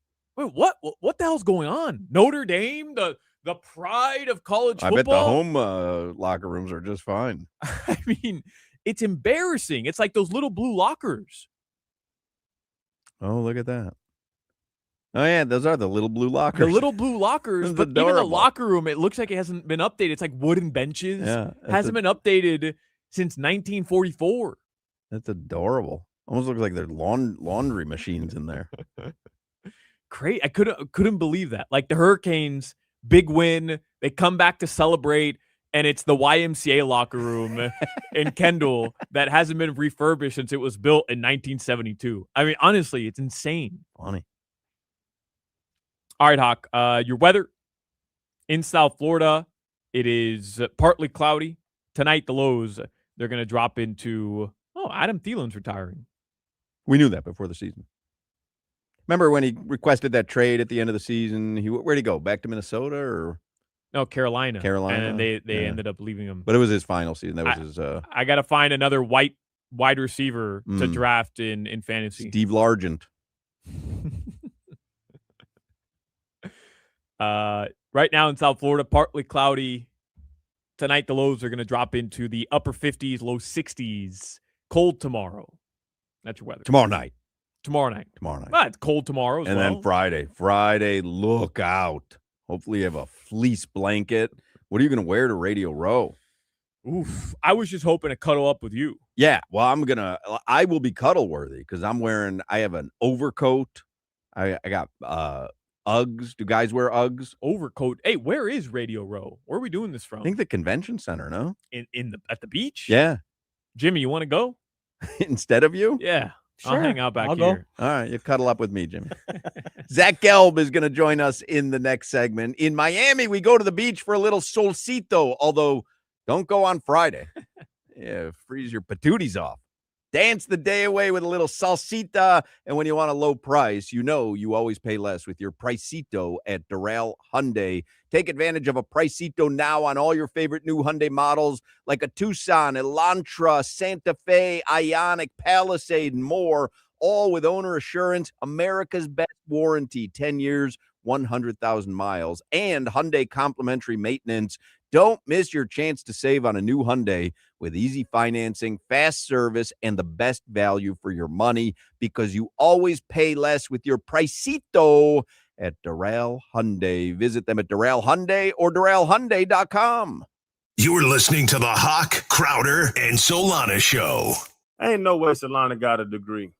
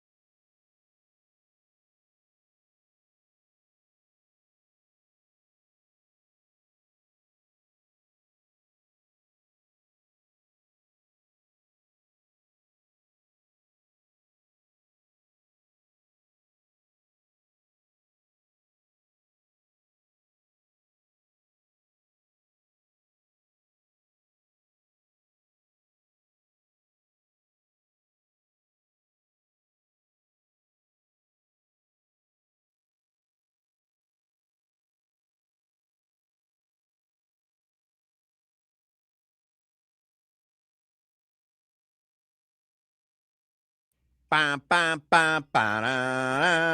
I feel I've got to get away. I've got to run away. La ba bee dee dee dee dee dee dee.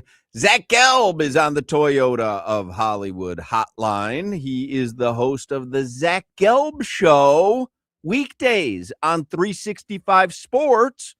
And he's also the studio host for the NFL and college basketball on Compass Media Networks. And he joins us every Wednesday in his new time slot, which is right now, 4:29. He's going to join us at 4:29 every week. Crowder is in New York. Sounds like he has an extremely loud microphone. Oh, yeah, you're in New York, aren't you, Gelb? Where are you? Next to Industry Kitchen, Crowder, this time? Or no? No, we're in the hood this time. Lower East Side of Manhattan. That's not the hood. Very loud, isn't it? Isn't he I'm extremely loud? Yeah. Very loud. I was telling Jimmy more than you. Can I have one change for this new segment in this new time? Sure.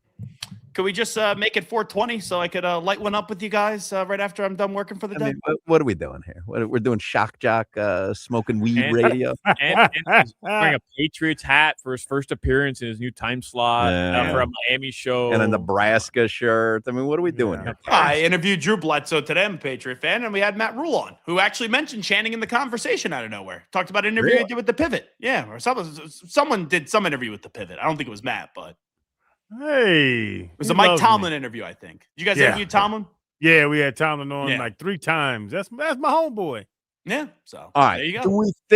Do we think Miami is going to beat Indiana? I just saw the line has moved to 8.5 on the Hard Rock app. Now it was 7.5 earlier in the week. It's 8.5 now. Do you think Miami is going to beat Indiana on Monday night, Gelby? I would take Indiana in the game, but I was also the same jackass that took Ole Miss to take care of business up against Miami. So it just comes down to, for me, with how dominant Cignetti and Mendoza have been this year, and they haven't lost the game, and the way that they smothered Alabama and then followed it up with a bigger ass kicking up against Oregon, I am not going to pick against Indiana. But, man, that's a big point spread. With how talented Miami is, and how well-rounded Miami is in the physicality that they play. 8.5, you said, Hoch, it's now up to? 8.5. Yeah, that seems like a lot, which usually the way that this works in the way that I bet. Not, and I know people are going to, that's not how it works. What are you, an idiot, a moron, and a dope? The answer is yes. But I think that's Vegas is begging you to plus the point. So if I had to place a bet, I would lay the 8.5 points. Wow. But to that point, I don't try to swing gamblers' thought processes, but everyone we talk to says Miami is more talented. They're bigger by far. You can just look at the numbers. They're bigger. They're faster. They have more athletes. They're stronger, obviously, because they're bigger and faster. But everybody's looking at Indiana, and I heard like on First Take or something, they were talking about, well, the discipline of Indiana and all that stuff. The more talented team wins games, and you're laying 8.5 with a less talented team. Well, I wouldn't bet the game, but if I had to bet the game, I would lay the 8.5. But you know this, Channing. You've seen teams that have been more talented than another team, and the other team just finds a way to win because they have this elite team chemistry where everyone's firing and clicking on all cylinders. Like I've seen the Patriots go up against teams that are more talented than them, and then the Patriots find a way to win games. Like, look, the Dolphins had Tyreek Hill, Devon Achane, Jalen Waddle. There's been years where I've been on this show. You go, look how talented this team is. They should be able to win this amount of games. And what happens? So just because you have more talent and you have bigger names doesn't mean that you're actually gonna win. And I would say, even though Beck was incredible on that last drive up against Ole Miss and the touchdown put the cherry on top of the sundae, Mendoza is the better quarterback in this game coming up on Monday night. Yeah, I don't know about that. And Gelb, aren't you gonna feel silly? I'm not just saying you. I think in general. Take the context away from this game for a second, and I tell you, a team that just beat Ohio State, that beat Ole Miss, and that beat Texas A&M on the road, that held them to 3 points, has a home game in the national title, and their offensive line outweighs the opponent's defensive line by like 60 pounds.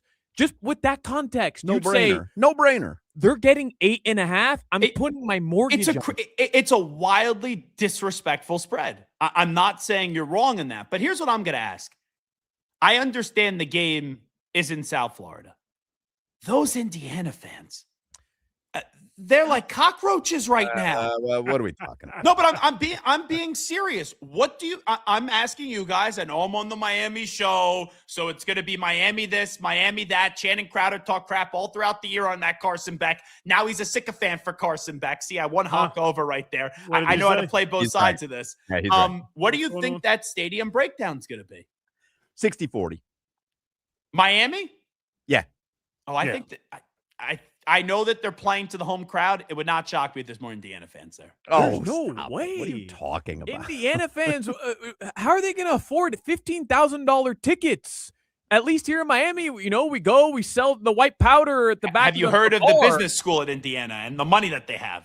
Never. Have you heard about that? I keep hearing about this, you know, unbelievable alumni network. No, there's going to be, I believe, 40% of the tickets are given to the Hurricanes, 40% of the ticket, because it's supposed to be a neutral site. So that's the way that it's broken up before the season even starts. The conference of one representation is going to get 40% of the tickets. Yeah. School going to get 40. So Indiana's going to have a claim to 40,000 tickets. They can distribute however they want and sell however they want. And then there's that additional 20% that I think is coming from Miami. Now, the other thing I will just say, I've been to a game where the home team or the team's playing in their backyard. I know it's different because they moved, but I think, Channing, you were at that Super Bowl too. Rams-Bengals, it's not like the Rams fan made some incredible difference at SoFi Stadium. They won the game because Aaron Donald beat the snot out of the Bengals offensive line. Very apathetic fan base, though, L.A. I don't think it's fan based though. I think it's on the field. To your point, yes, Mendoza is the Heisman Trophy. So you're winner. all picking Miami. Mendoza is better than Carson Beck, but there are 21 other starters, and I think Miami wins 20 of those matchups. If you look at it, that's why it's crazy to me.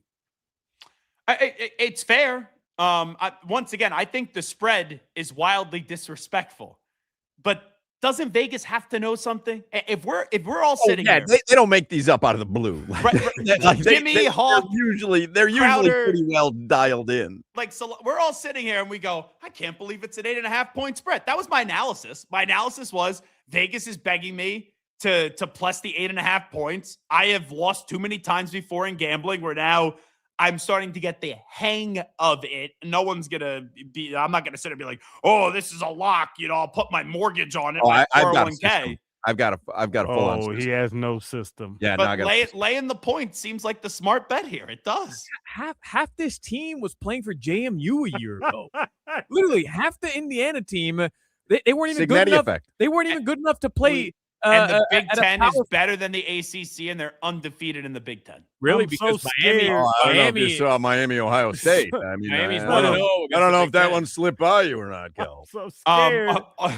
Because are we just homers? Because Gelby's trying to tell us, like, hey, don't be Here's the homers. thing. No, Homer's nonsense. You can't tell me a team, Solana just said it, goes to College Station, beats Texas A&M, then beats Ohio State, maybe the most talented team. Manhandles them. Okay. And then beats Ole Miss. Do you guys watch? I don't know if you saw Lane Kiffin was kind of in demand because of what he did with Ole Miss, and they disposed of that team as well. Mhm. I don't think we're being homers at all. Can you guys do me a favor here? Indiana blew out Alabama. Indiana blew out Oregon. That one made me scared. Your games were close. The Oregon Your games were made me a little scared. as easy as you walked into College Station and won that game. You just could have as easily lost it. That was a sloppy game. I hate poo-pooing and raining on the parade here.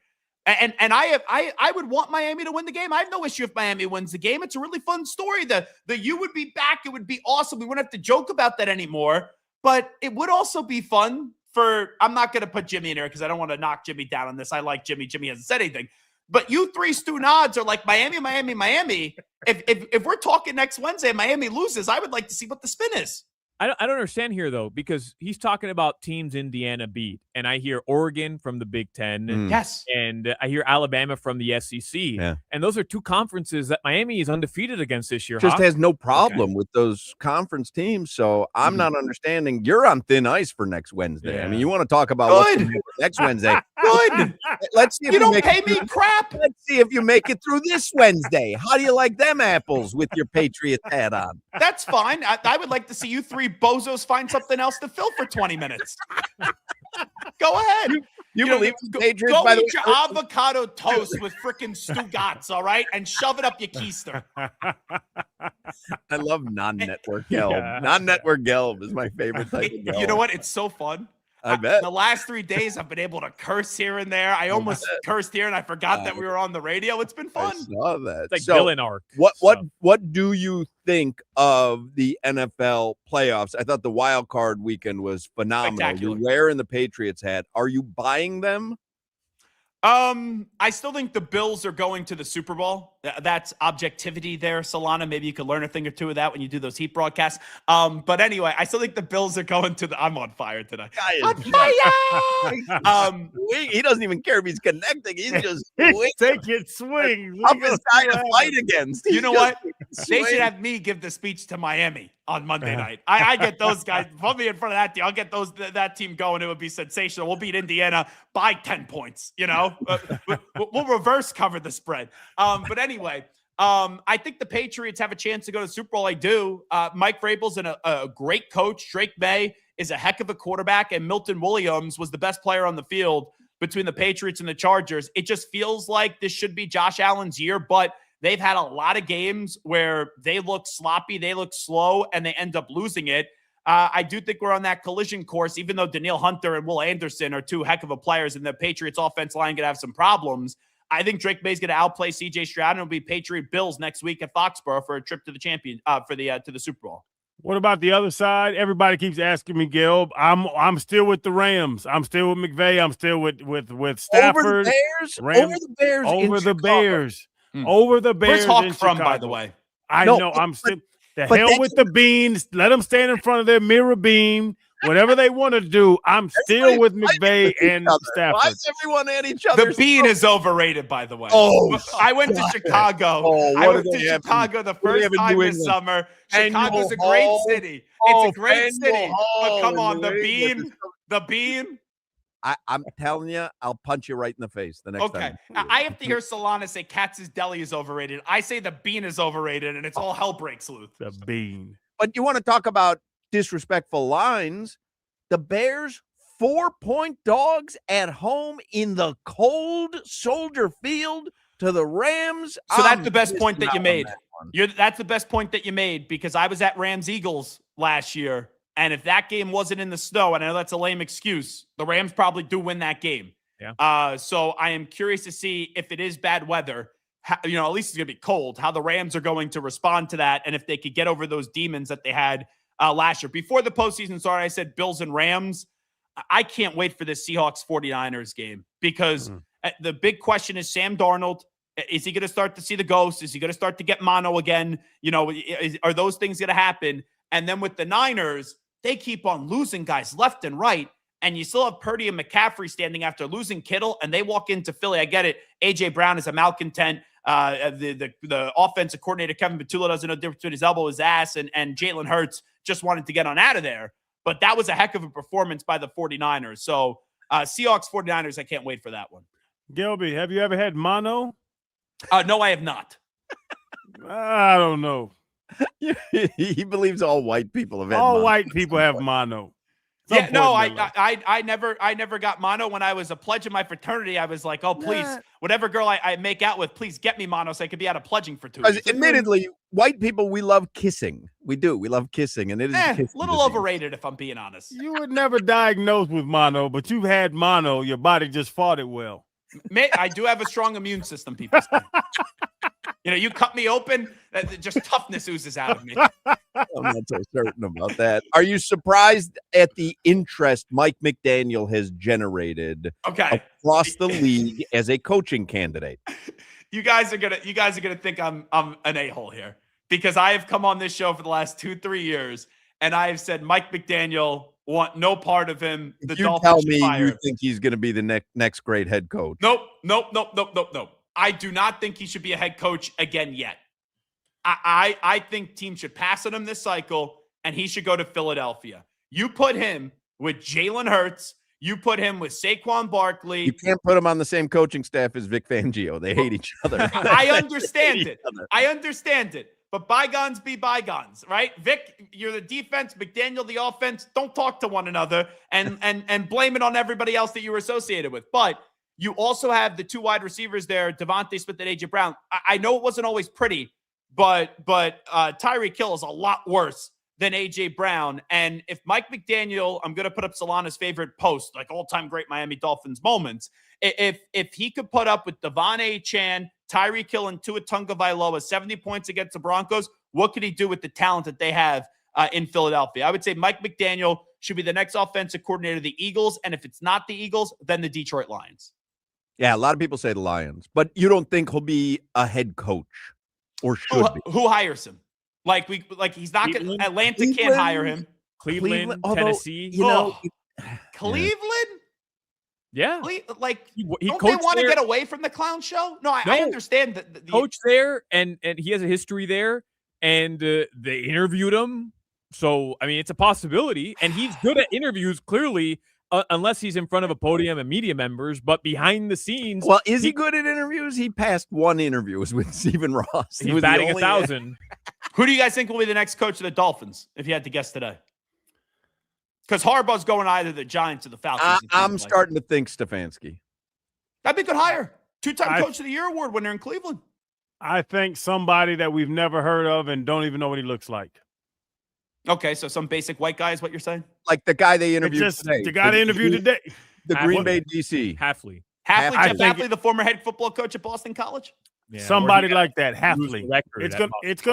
It's gonna be a guy that you Google and put wiki after his name when you Google him.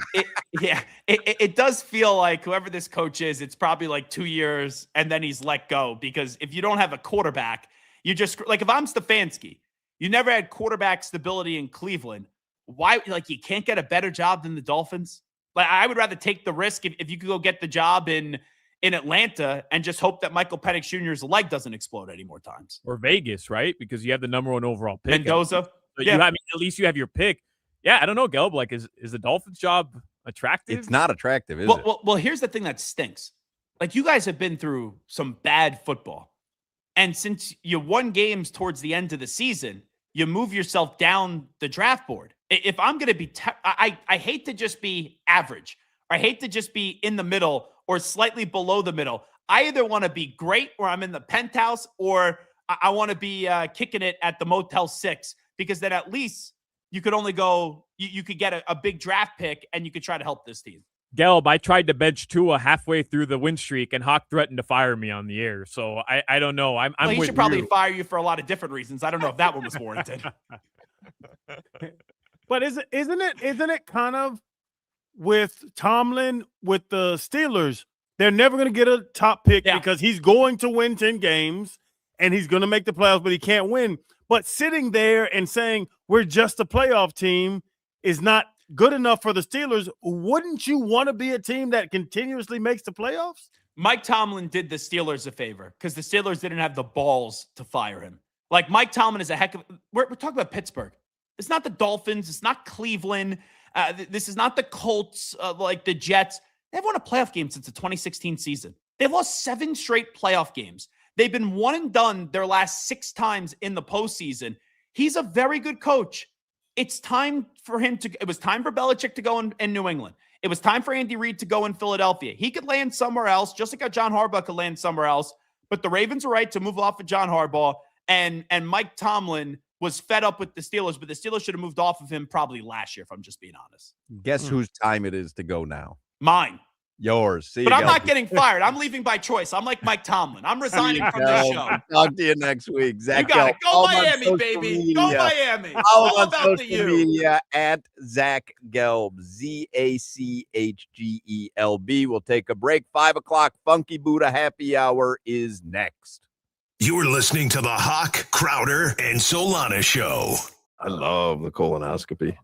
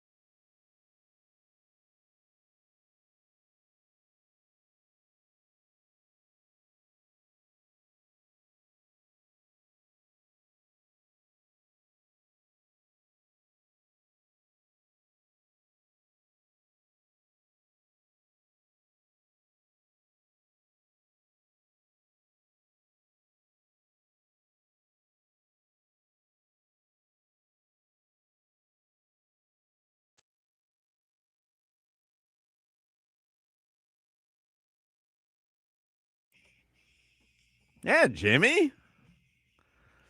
I don't get enough classic rock on this show. You know who this is, Solana? This is this is Led Zeppelin. We'll drive you crazy. AC/DC, right? Nope. AC/DC. It is not. This is AC/DC. It is not. Crank it up, Jimmy. You drive us wild. We'll drive you crazy. Oh, Green Day. Sing along, Solana. I wanna rock and roll all night. Come on, you worked with Big O. You don't know who this is? AC/DC. I already told you it wasn't AC/DC. This is my song on Rock Band. Is it? Yeah. This is Kiss. 5 o'clock hour is the Funky Buddha Happy Hour. And we love ourselves some Funky Buddha. So Funky Buddha's Maple Bacon Coffee Porter Festival is January 31st. It's a Wild West showdown with 50 plus beers, live music. It is no cover, all day event, family friendly. Mark your calendar. Saturday, January 31st, Funky Buddha in Oakland Park, the Maple Bacon Coffee Porter Festival. Looking at their Instagram right now just to see what's going on. Oh, tonight they do Magic the Gathering. That's at 6:30 tonight. We should go. We should just show up to Well, what would we do? We don't know anything about it. Mess it up. I don't know. I mean, figure it out. Oh, wait a second. It says the tap room will be closing early today at 8 p.m. for training. So if you're going to Funky Buddha tonight, you have 2 hours and 57 minutes, and then they're closing the doors on your ass. What are they training for? I don't know. Marathon? Ryan can't be. No, not that guy. Doesn't have the wind. Anyway, 5 o'clock hour is the Funky Buddha Happy Hour. And you started out with a little Kiss there. I'm good with that, Jimmy. If Big O was listening to that open, He's insulted by you. literally would AC/DC, Led Zeppelin, and what else did you guess? Green Day? Green Day. Yeah. Sounded like Green Day to Embarrassing. me. Embarrassing. Yeah. Let's do headlines here for the 5 o'clock Funky Buddha Happy Hour. Brought to you by Durrell Hyundai. You always pay less with your Pricito at Durrell Hyundai. Visit them at Durrell Hyundai or DurrellHyundai.com. I want to get to one thing that we haven't brought up yet today, Okay. but there is an update on Oh. John Harbaugh All right. from Mike Garafolo. The Giants meeting with John Harbaugh today included Jackson Dart. Interesting. I wonder if that's by request of John Harbaugh. My guess is, what's the Giants general manager, Jim Shane? Yeah, Phil Shane, Joe Shane, Not Phil Shane. soccer broadcaster. Joe Shane. My guess is, hey, clearly quarterback is going to influence Harbaugh's decision here. And we think we've got a good guy. We want The you best to guy meet him. Yeah, available, Yeah. the hottest guy available. We would all pick Cam Moore, but I think most people would go with Jackson Dart. Well, he had a better season. Let me bring him in.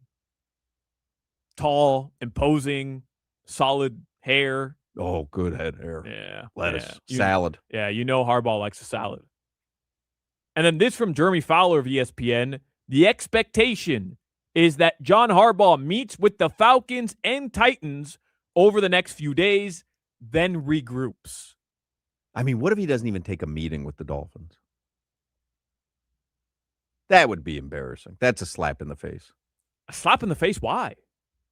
If the hottest coaching candidate is available and he won't even interview with your team? Yeah, well, there's 9 other teams that he can interview with, and there are 8 other teams he can interview with, Hoch. And if he doesn't feel like you're an actual team that he's going to consider, Throw then me why a would he interview bone. with? Throw me a bone, Harbaugh.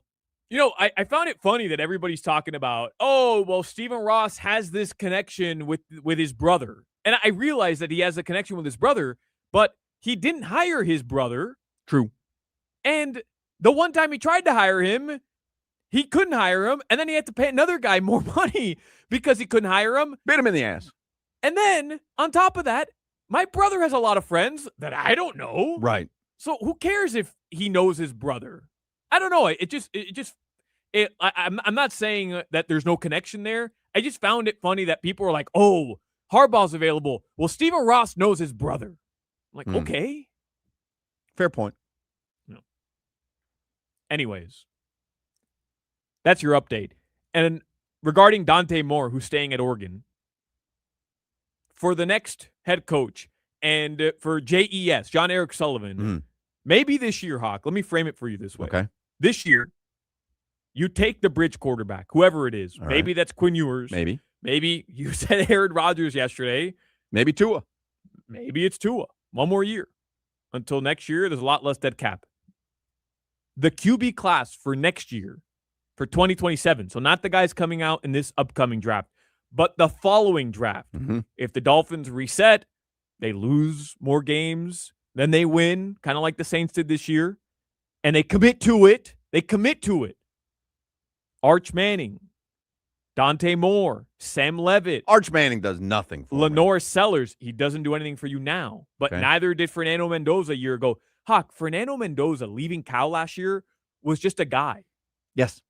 Literally, he's just a guy. No. And he got lucky, landed in the right situation. Now he's going to be the number 1 overall pick. I'm just saying there's a lot of names. Brandon Sorsby.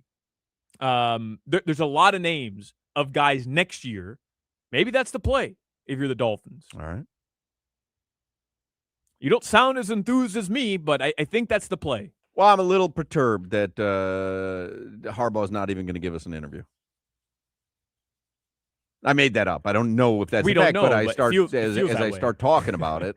It feels that way. David Fioranis tweeted that the Dolphins have 3 completed head coach interviews in the can: Clint Kubiak, Kevin Stefanski, and Jeff Hafley. Great. We're back. Stephen Ross has to be fuming at the idea that if how we feel is correct, Harbaugh won't even give him the interview. This is a multi-billionaire, gets whatever he wants. Well, that's why I think he'll end up getting an interview. A combo? I mean, he's got to call Jim and say, listen, your brother's embarrassing me. Give him a little lean. Lean on him. He's going to call Jim. He's got to call Jim. He's going to pull rank. To say, your brother's embarrassing me. Get him in line. I've pulled all funding from Michigan. That might do it. Who's the older brother? Do we know? Jim or John? It's one of the two. I still don't know which one's available right now. Have you noticed that I keep saying I only say Harbaugh? Harbaugh. I don't know if it's Jim. I don't know if it's John. I have no idea. All right. In other news, Giannis Antetokounmpo yesterday, Hawk. We haven't even discussed this. Giannis Antetokounmpo is down 30 at home to the Timberwolves, who are without Anthony Edwards in the game. They're down 30 in the third quarter. About 30, man. The home team in Milwaukee, the home fans are booing the home team. Rightfully so, by the way. They're down 30. Giannis hits a bucket, down 30. Still down 30. This wasn't a comeback bucket. Down 30 in the third quarter. They got blown out, by the way. Hits a bucket and one, falls to the ground. Hits the double down thumbs to the home fans and yells back at them, boo! Funny as hell. I loved it. I love Giannis. He's one of my favorite athletes of all time. I love the fact that he booed the audience because they were booing him. I loved it. He's sick of them, though, and they're sick of him. I love the way that it was very cartoon-like, though. It wasn't an angry boo.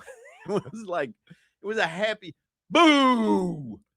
Boo. Like a wrestling character. Yes. Almost. That's his it. thing. But apparently he does this. This is something he does to opposing fan bases. I wasn't aware, but I heard he boos them. He does that. Whatever it is, his wrestling move, he does that to opposing fan bases. I mean, we're watching a divorce probably play out in real time. John Harbaugh is 15 months older than Jim. Which one's that? John. Yeah, I mean, and then what annoys me about Giannis is that he goes to the locker room, they ask him about it, and he's like, "Oh yeah, no big deal." He's just having fun. He likes to have fun. Remember, he got in that fight with someone earlier this season. He thinks he's having fun. He's always having fun. He's phony, though. No, He's phony. No, He's not at so all. phony. No. He is so genuine. He's like, I strive off adversity no matter where I'm at, on the court, at dinner. I'm like, what? I love him. You strive off adversity at dinner? What adversity? Your steak was overcooked? He's just phony. No, not at all. Behind the scenes, his agent is making a stink. Behind the scenes, his agent is telling the Bucks to trade him. And then he gets asked publicly, "Oh, I would never ask out. This is my home." You want Giannis to say, "Yeah, I want out of here"? That's not what I'm saying. I want Giannis. You crushed Jimmy Butler for doing that. But now you're going to say Giannis should do that or he's phony? No, Giannis should stop telling his agent to try to get him out of Milwaukee if he publicly you're making is telling that up. everybody. You have no idea. Oh, so who's telling all the reporters? That's an agent's job, to get more money or get more help for your client. You think an agent's job is to go in there and go, "Hey, by the way, you guys are doing everything perfectly. We love where we're situated in the standings, and keep up the good work." Totally different situation than Jimmy Butler making a stink in Miami and Giannis Antetokounmpo. Giannis has won a title, and Giannis has the extension. They gave him the money. He's upset because he doesn't have a good roster around him, which I understand. Which he should be. Yeah, that's fine. That's fine, but make a decision at some point. Good over there, Jimmy? Why? What's going on with Jimmy? I don't know. The camera fell. No, the camera fell. Oh, Jimmy, you all right? You all right? I'm okay. All right. Your couple local news.